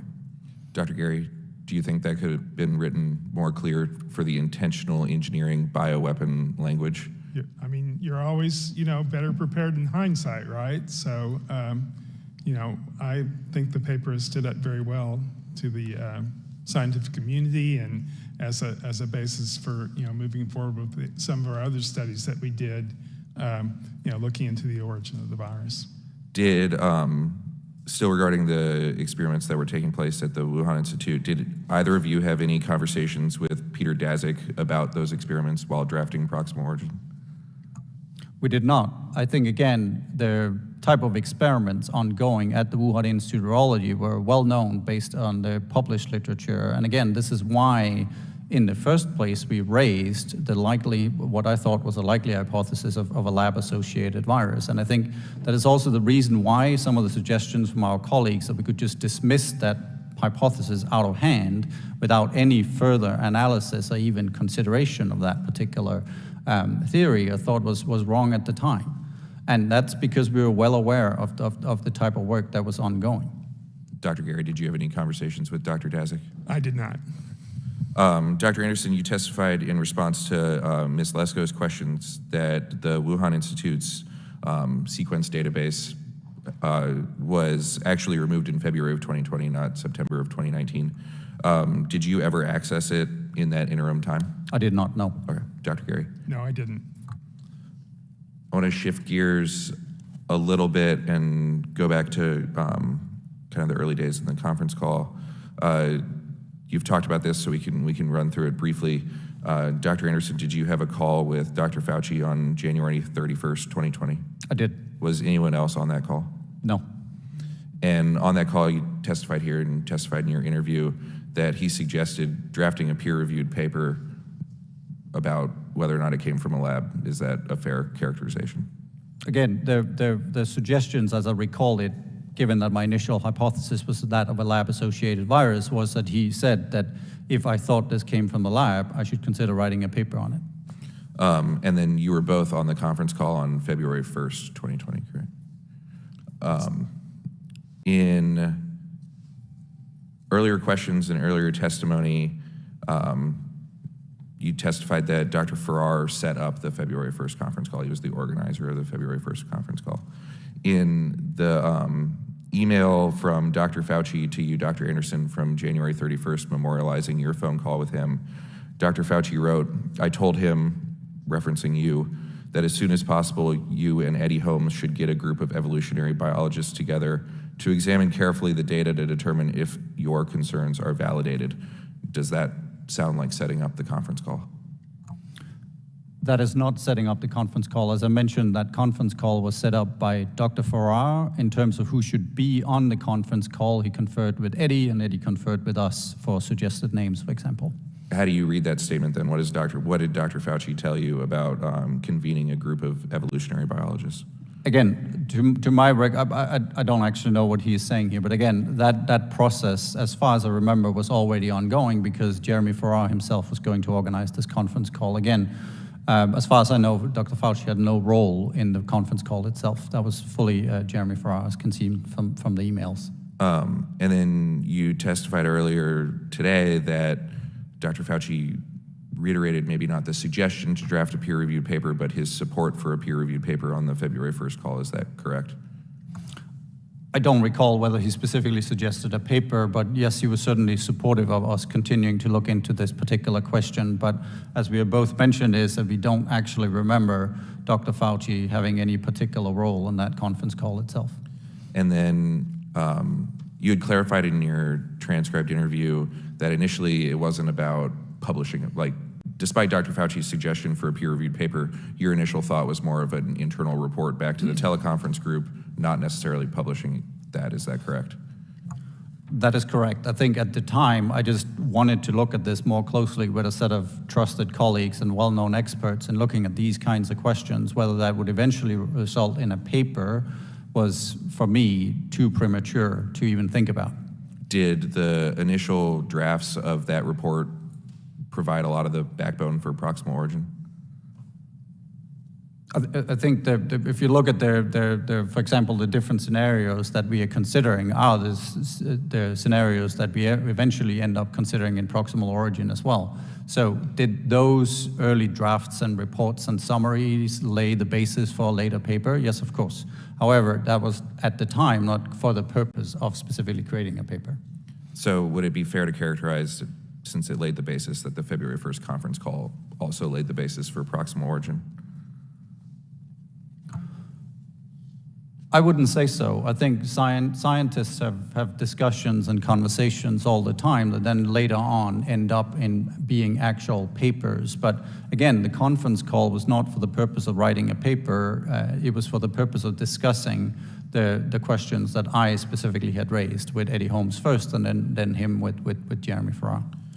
Were drafts of Proximal Origin and or the report sent to Dr. Collins and Dr. Fauci along the way?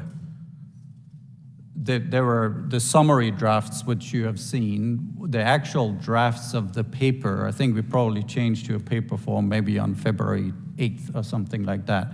Those were not shared with Dr. Fauci or Collins. Did either in emails or on phone calls, did Dr. Fauci or Dr. Collins ever ask any questions about your analysis? I don't recall. I mean, again, there is some questions, I believe, from Dr. Fauci, for example, around ACE2 mice, for example. So I think he had questions like that. But whether there was any questions to the specific analyses or to our specific conclusions, no. My assumption is he was probably relatively busy at the time. Shifting gears again, Dr. Gary, and I think you might have corrected it in your verbal statement, but not your written statement. In your written statement, you state that in November of 2022, you and your co-authors obtained access to large files containing the DNA and RNA sequences from the environmental samples taken from the Hunan market, but the subsequent paper said that those samples were accessed in March. Was that a typo in your statement? Yeah, that was my mistake. Okay. I take responsibility for that. It was March. In both of your testimonies, you say Proximal Origin specifically do not rule out the lab origin or a laboratory origin, and say it's currently impossible to prove or disprove the other theories being discussed there. On February 19th, Dr. Dazik of EcoHealth cited your paper to support the statement, quote, overwhelmingly conclude that COVID-19 originated in wildlife. Did you know Dr. Dazik was going to use your paper that way? It's common for other scientists to cite papers. So do you agree that Proximal Origin overwhelmingly concluded that COVID-19 originated in wildlife? That was our conclusion in Proximal Origin, yes. In the press release released by Scripps when the paper was published, Dr. Anderson, you were quoted as saying, we can firmly determine that COVID-19 originated through a natural process. And a spokesman for Wellcome Trust, Dr. Farrar's former organization, who the minority laid out played a crucial role in Proximal Origin, said, quote, "Proximal Origin concludes that COVID-19 is the product of natural evolution." Were you involved in drafting that press release? The one for Scripps Research? Yes. Do you agree with those two statements that Proximal Origin concluded COVID-19 is the product of natural evolution? I agree with those statements, yes. How many scenarios in Proximal Origin were laid out? There are 3 separate scenarios specifically laid out, but we considered many. The press release from Scripps only lays out 2. Was there a reason you left out serial passage? Again, serial passage is not supported, and that's probably why it's left out. But again, serial passage is clearly described in the paper itself, but as we say, our opinion is that we do not find that to be plausible. In the discretion of the chair, I'd ask for about 2 more minutes. So ordered. The minority report that was released this morning laid a lot of the responsibility on Dr. Farrar, that Dr. Farrar organized the conference call, Dr. Farrar prompted the paper, Dr. Farrar was involved in where it was published, Dr. Farrar made at least 1 edit to the paper. Do you agree with the minority's characterization that Dr. Farrar was heavily involved in Proximal Origin? I do not. You testified in your transcribed interview, Dr. Anderson, that Farrar was the, quote, father figure of Proximal Origin. Can you explain what that means a little bit? Dr. Farrar is a scientist with a lot of expertise in all kinds of different areas, not so much origins, but he has researched infectious diseases most of his life and understands a lot of what's going on out there that we don't. So from that perspective, he was very encouraging us to look at this particular question, but had no specific role in the process itself. Did not influence the conclusions, did not influence the drafting, other than the single edit that you mentioned there. He had several conversations with Eddie Holmes at the time, and I don't know what those conversations were about specifically, but that's why I describe him as a father figure, because I think that captures it. But again, the specific role of him was not to lead the drafting of the paper, nor was it to lead the conclusions of the paper, for example. And was that why he was not credited on the paper? I believe that Eddie Holmes asked whether he wished to be credited, because again, he did not add substantially to any of the science in the paper. I think that's why he is left uncredited. In my final seconds, I have 2 questions for each of you. Dr. Gary, are you aware or were involved in every communication that Dr. Farrar had with Dr. Fauci and Dr. Collins? I was not. Dr. Anderson, were you aware or involved in every conversation between Dr. Farrar and Dr. Fauci and Dr. Collins? I was not. And then the final question, Dr. Gary, were you consulted by the intelligence community during their drafting and publication of their declassified assessment? The first Biden assessment? Yes. I was. Which agencies? The FBI and the CIA. Dr. Anderson, the same 2 questions to you. The same. FBI and CIA? Correct. All right, thank you. My time has expired. I yield back. Now recognize the minority staff for 15 minutes of questions. Dr. Anderson, I just wanted to ask a couple of factual questions about some of the things we've discussed here today. The first is just on pangolins. We've talked a fair amount about pangolins. I wanted to clarify something. Is it right that at the time that the paper was being written, there were 2 different things going on in terms of pangolins, right? There was, on the one hand, the fact that there was a pangolin coronavirus that had the 6 key amino acid residue mutations. Separately from that, if I understand correctly, there were public reports, or somebody had said to you all, that there had been a discovery of a pangolin coronavirus that was a 99% match across its entire genome to SARS-CoV-2. Do I understand that basic situation correctly? That is correct, yes. Okay, so as you guys sort of grappled with the role that the pangolins were playing here, if I understand correctly, it turned out that the pangolin virus in question was not, in fact, a 99% match. What did it end up being, 90 or 91? Something like that? Something like that, yes, correct. Okay. So when the dust settled on the pangolin issue, is it right that The pangolin virus was important in the sense that it indicated to you that nature was capable of producing the key mutations that we were seeing in SARS-CoV-2, and that fact has obvious scientific significance. But the hunt for a progenitor virus with respect to SARS-CoV-2 remained unsolved, had to continue, and in that sense, the pangolin was not itself conclusive as to the origins of the virus. Is that a fair summary of the pangolin situation? Yeah, I think it's a fair summary in the sense, and in fact, I have an email to that effect where I say, like, well, at least we need to wait until we hear about this potential 99%, because of course, if we had a near identical virus in pangolins, that in itself would be critically important.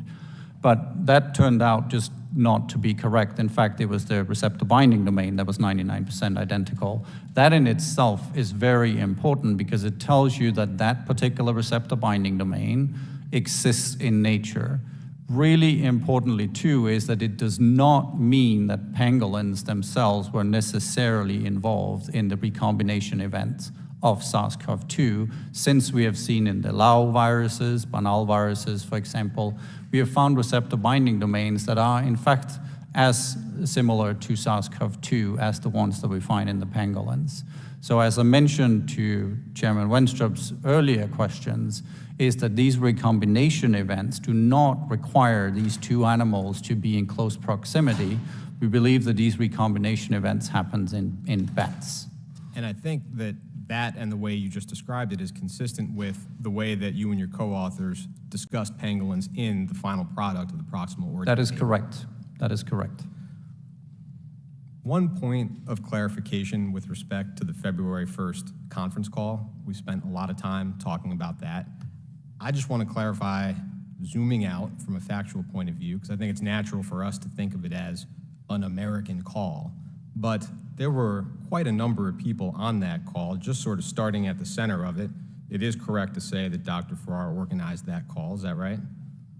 That is correct, and I don't think you can describe it as an American call because in terms of the scientists on the call, I believe it was probably only Dr. Gary and myself, and I'm not American, I'm actually Danish, but the rest of the scientists that were invited onto that call were primarily from Europe. That actually is what I sort of wanted to just clarify. There are some other folks on that call who we haven't talked about all that much today, but if I understand correctly, were significantly involved in the dialogue on that call, such as Eddie Holmes. Where's Dr. Holmes located? He's in Sydney, Australia.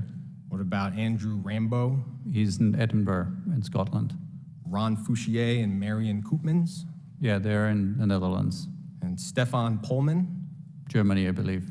And Christian Drosten, where is he? Also Germany. Okay, so I just wanted to sort of set a broader context in terms of what that call was and how it came about.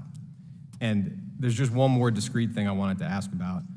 There has been discussion about the extent to which, from your original point of view, when we talk about January 31st or February 1st of 2020, the extent to which 2 days later your views changed or 3 days later your views changed. My understanding, but I'd appreciate you confirming, is that the drafts of the report at that point, I think, took the position that the data was indistinguishable as far as lab serial passage or zoonotic origin. Is that right? That is correct. You can see those are the direct conclusions in those early summary statements, yes. And so the work that you and your co-authors were doing and the input and the gathering of external information, if I understand, went on for the next 3, 4, or 5 weeks, ultimately culminating in the March final product. Is that right? That is correct. The final paper is published 45 days later after that conference call, and of course our thinking evolved over that time, so did the analyses, and also just the availability of data. I just wanted to ask a brief question when we talk about the role of Dr. Farrar in the paper. I understand that as it relates to the direct drafting of the paper, his role was essentially limited to one particular ask for an edit. But when we talk about his role in the broader process of the paper, for example, Dr. Gary, there's an email from yourself saying Jeremy has been an amazing leader, should be an author. I think you both, when we talked in our transcribed interview, confirmed that that general premise, the phrase father figure, when we talk about navigating the paper process, talking about different publications that might make sense for the paper to go.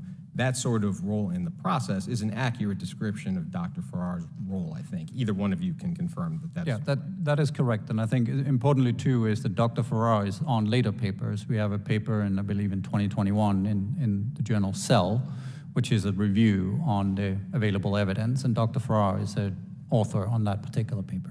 And when it comes to that sort of a role in the process of the Proximal Origin paper, you both confirmed in our interviews, but I just want to confirm one more time, neither Dr. Fauci nor Dr. Collins played that type of role or really any role at all. That is correct. Dr. Gary? That is correct. I have no more questions. I yield back. Thank you.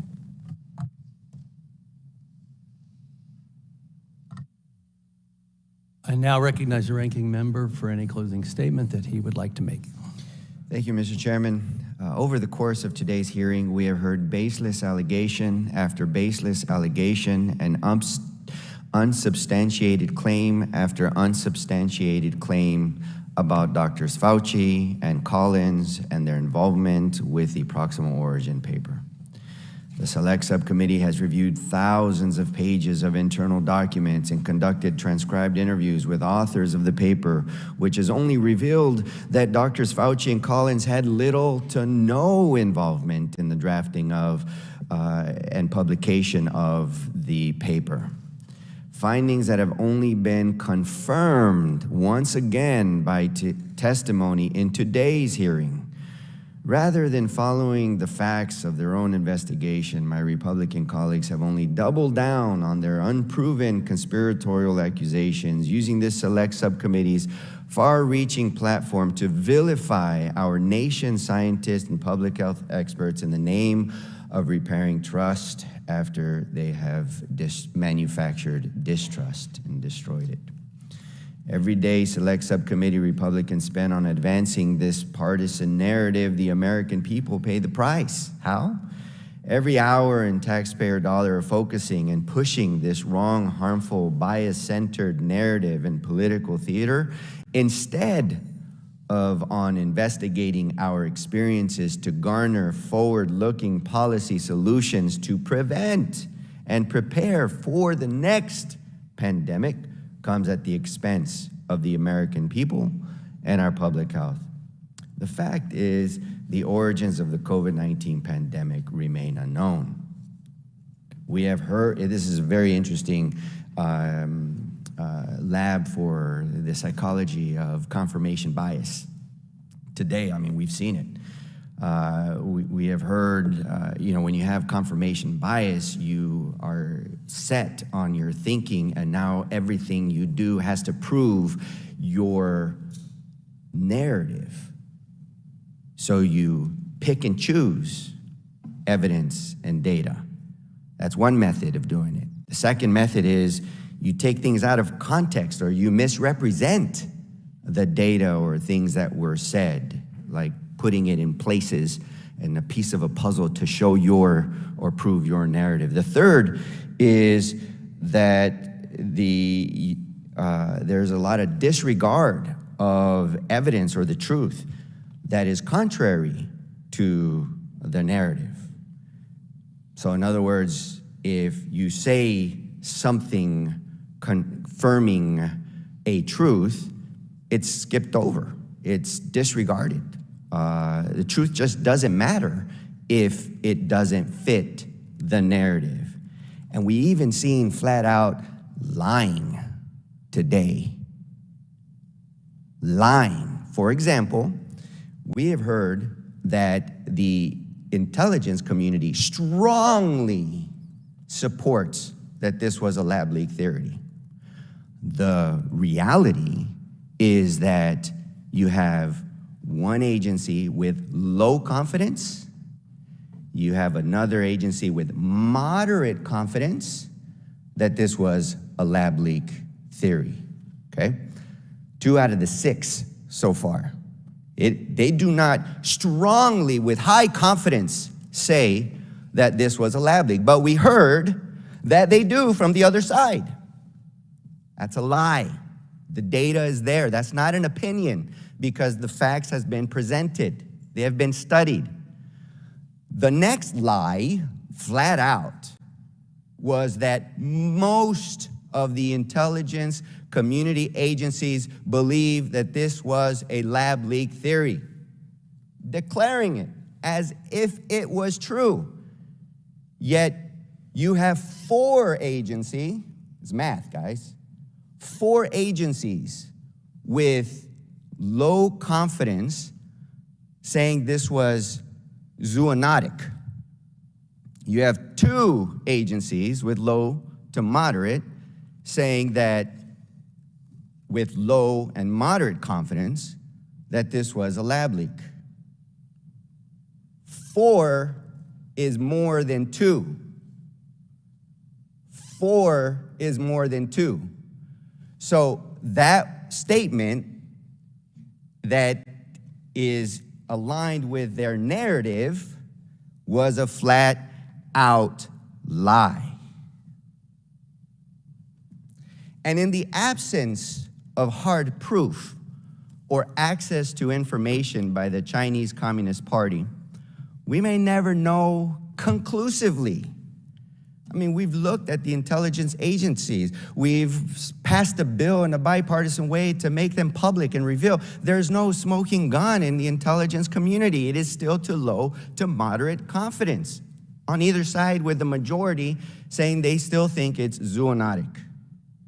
But that shouldn't stop us from considering both scenarios and working to keep us safer from the next deadly pandemic. We're, on this side of the aisle, we're committed to objectively looking at the data and taking what we have in order to create policies, whether it was a lab leak theory, it's true, or whether it was zoonotic, but let's do something about it that will actually result in saving lives. So we need to get unstuck from this partisan quicksand. As ranking member of this select subcommittee, I take seriously the charge of understanding the origins of the novel coronavirus. And as a physician and public health expert, I know how this is crucial to our ability to better prevent and prepare for a future public health crisis. Unfortunately, today's hearing brought us nowhere closer to that goal. It has only continued the partisan narrative, the confirmation bias that has produced threats, intimidation, violent threats to our public health officials, the vilification of our nation's scientists, and continued to manufacture distrust in our public health officials. This, at the end of the day, will only harm our ability to respond to future public health crises and cost more American lives in another pandemic. I yield back.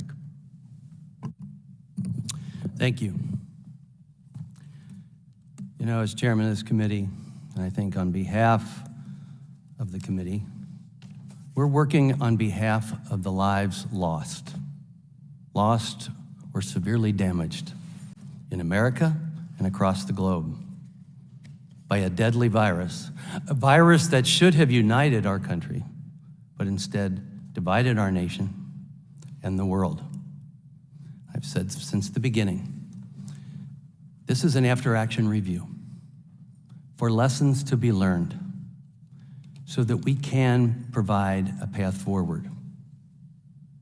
But we have to review the previous actions or we learn no lessons. I feel, and talking to Dr. Gary for a moment beforehand, we can do better.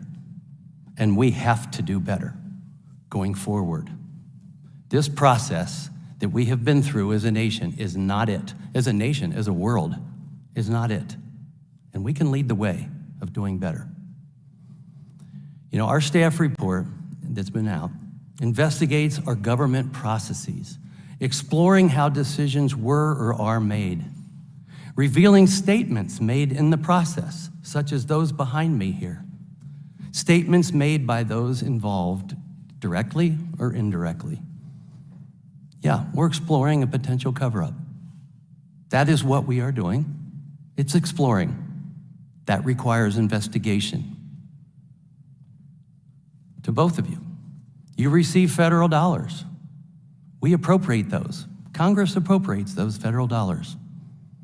We have a responsibility of oversight on behalf of our constituents and the very taxpayers that pay you. Sorry about that, but it's our job, whether you like it or not, and I take it seriously.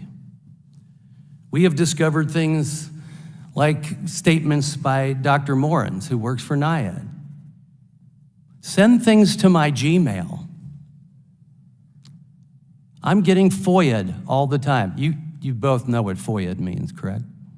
Freedom of Information Act. Okay. Send things to my Gmail. And I'll delete anything I don't want the New York Times to see. And then he criticizes reporters and scientists like Dr. Metzel and others, calls them names that I won't repeat. And aren't we proud? Aren't we proud? Now, because of these revelations that we've uncovered, NARA, the National Archives Record Administration, is leading an investigation on Dr. Morens and his behavior. That is our responsibility as Congress. So you may call it going down a rabbit hole and trying to find vendettas, or somebody here might. But I do have a vendetta against dishonesty. And as a doctor, I'm against politically motivated science, which Dr. Anderson, you yourself, said we had to.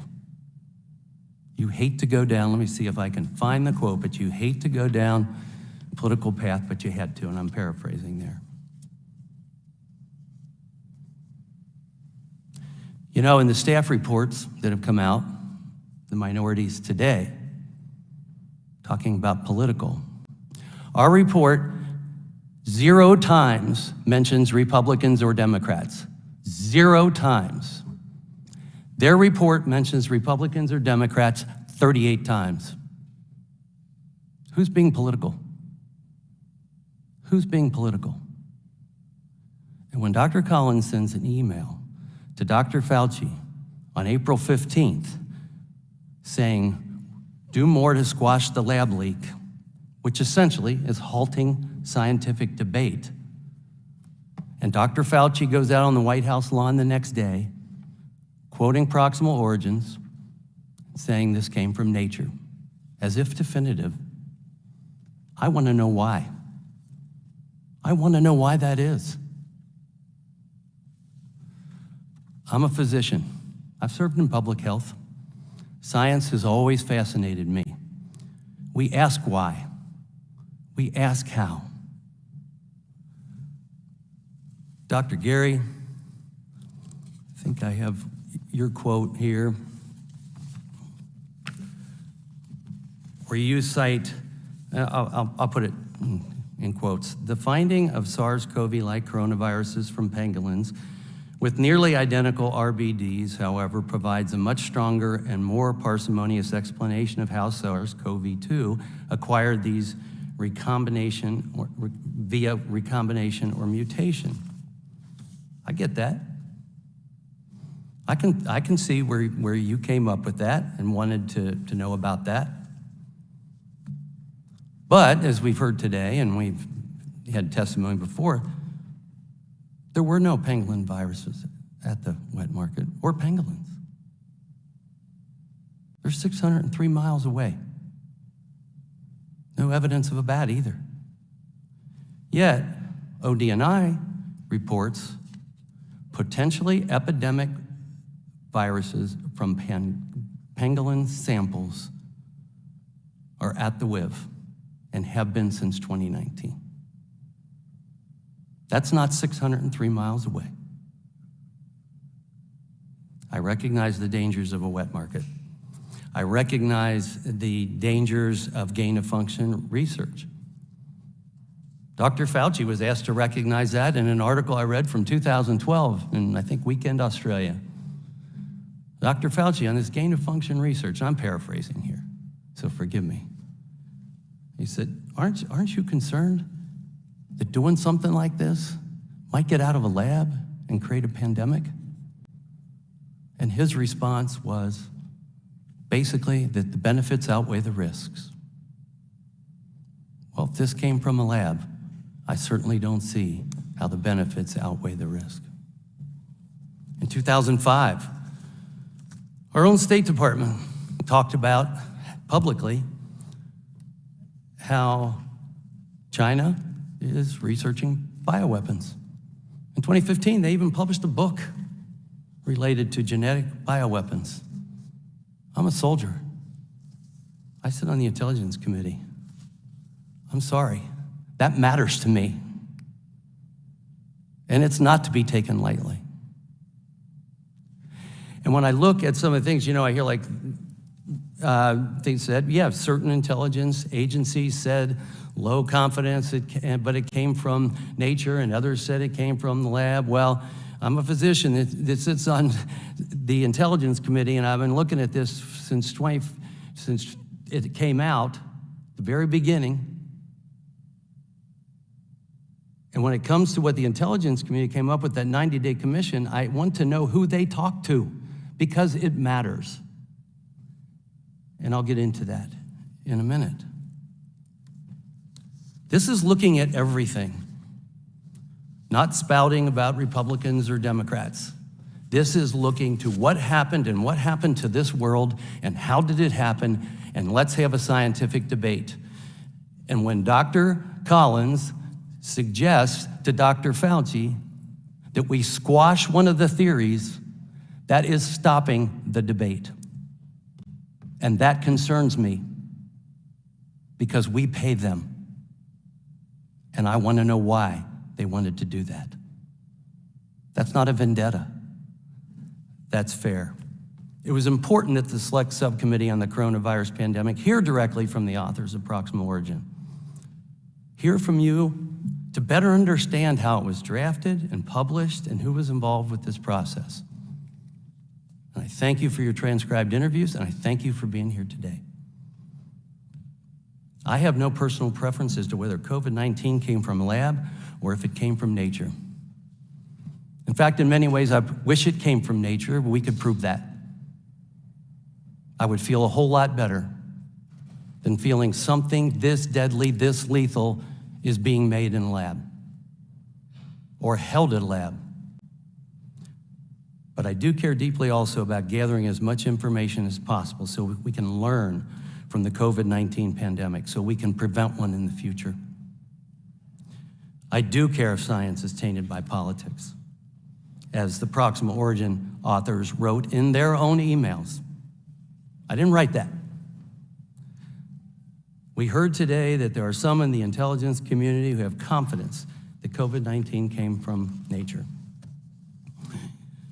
But if those intelligence officials only spoke to those with views held by the Proximal Origin authors, then they haven't gathered all available evidence, have they? I'm looking into that, and I have some impressions already, having the opportunity to sit on the Intelligence Committee and get some of those answers. And I will tell you, my impression, and this is an opinion and impression of what I have seen, the FBI did more work than the others, in my opinion. Department of Energy has more scientists than any other agency. They have the national labs. Just so happens, those are two entities that think this came from the lab, and that should be respected. The Select Committee has gathered and continues to investigate information relating to the origins of COVID-19. The House and Senate unanimously passed a bill which the President signed to declassify intelligence relating to origins because it is that important for Americans to have all available facts and data on a pandemic that affected every single one of us. And in some ways, I feel the Intelligence Committee in the House of Representatives has done more digging than the intelligence community. And that's important. And I want you to know what we know. Because I worry when people don't know what they don't know, but speak with authority. The Select continues to investigate this information. We passed that bill. But ODNI violated the law with the report that they produced. I expected hundreds of pages. You probably have hundreds of pages, research, other things. I certainly do. I expected hundreds of pages, and I expected answers to questions that Americans and those on this select have asked, such as to who did the intelligence agency speak to in order to draw their conclusions. I think that's important, but we don't know that. I have some idea because the Director of National Intelligence is cooperating and trying to provide me with as much information as I can get. What type of scientists, doctors, or expert did they work with to reach the answers that we have received so far? See, transparency is non-negotiable here. Honesty is non-negotiable as well. In this case, lives depend on it. Americans should be confident in the conclusions reached, but in order for them to be confident, they must be provided with facts. Gathering information and uncovering evidence is not a threat to science, it actually improves science. Calling those who believe in the plausibility of a lab leak conspiracy theorists does not lend credibility to vigorous scientific debate before producing a conclusion. In fact, it gives the appearance that the zoonotic theory was not only not rigorously tested, but that proximal origin was based on preconceived notions and that evidence to the contrary was stifled. Grin as you may, Dr. Anderson, grin as you may. As to the involvement of NIH in the proximal origin, we learned important information today with respect to the influence exerted by Drs. Collins and Fauci. We know that Drs. Fauci and Collins prompted the origins paper, and seemingly maybe Dr. Farrar as well. We can get to the bottom of that. We know that the February 5th, 2020 draft sent to Drs. Fauci and Collins was used in the published proximal origin paper because portions of that draft appear verbatim in what Nature published. We have the email from Dr. Anderson specifically thanking Drs. Fauci and Collins for their advice and leadership as we have been working through the SARS-CoV-2 origins paper. You wrote that, Dr. Anderson, not me. And before it was finalized, Dr. Anderson sent an email to Drs. Fauci and Collins to ask if they had any comments, suggestions, or questions about the paper. That to me is pretty inclusive, about the paper, at all. Dr. Anderson has raised the point that there is substance difference between about the paper as opposed to on the paper. But are we expected to believe this email was not a solicitation to provide input with respect to the substance of the paper on a paper they prompted? Prompting's not my word. Anderson's own words clearly demonstrate the close coordination that occurred from the inception of proximal origin to its publication between the authors and NIH leadership. We too want to take a complete look at all the facts, something that was not done when proximal origin was published.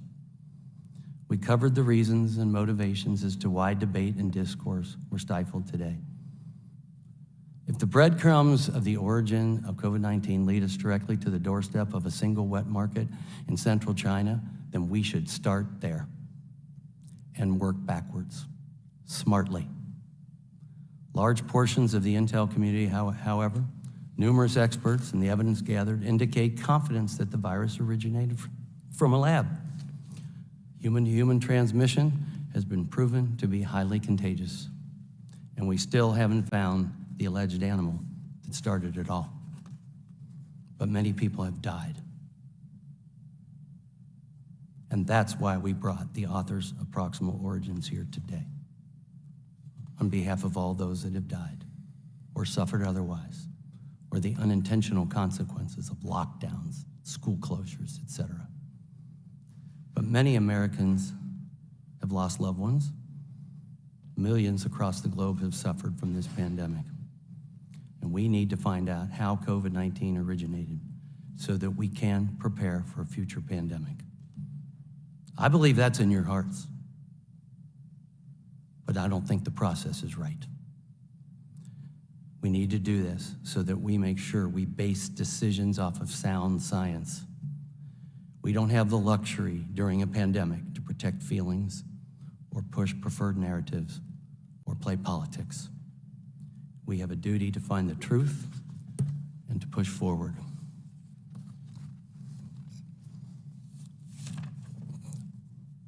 In closing, I do truly want to thank our panelists once again for their important and insightful testimony. But with that, without objection, all members will have 5 legislative days within which to submit materials and to submit additional written questions for the witnesses, which will be forwarded to the witnesses for their response. If there's no further business, without objection, the Select Subcommittee stands adjourned.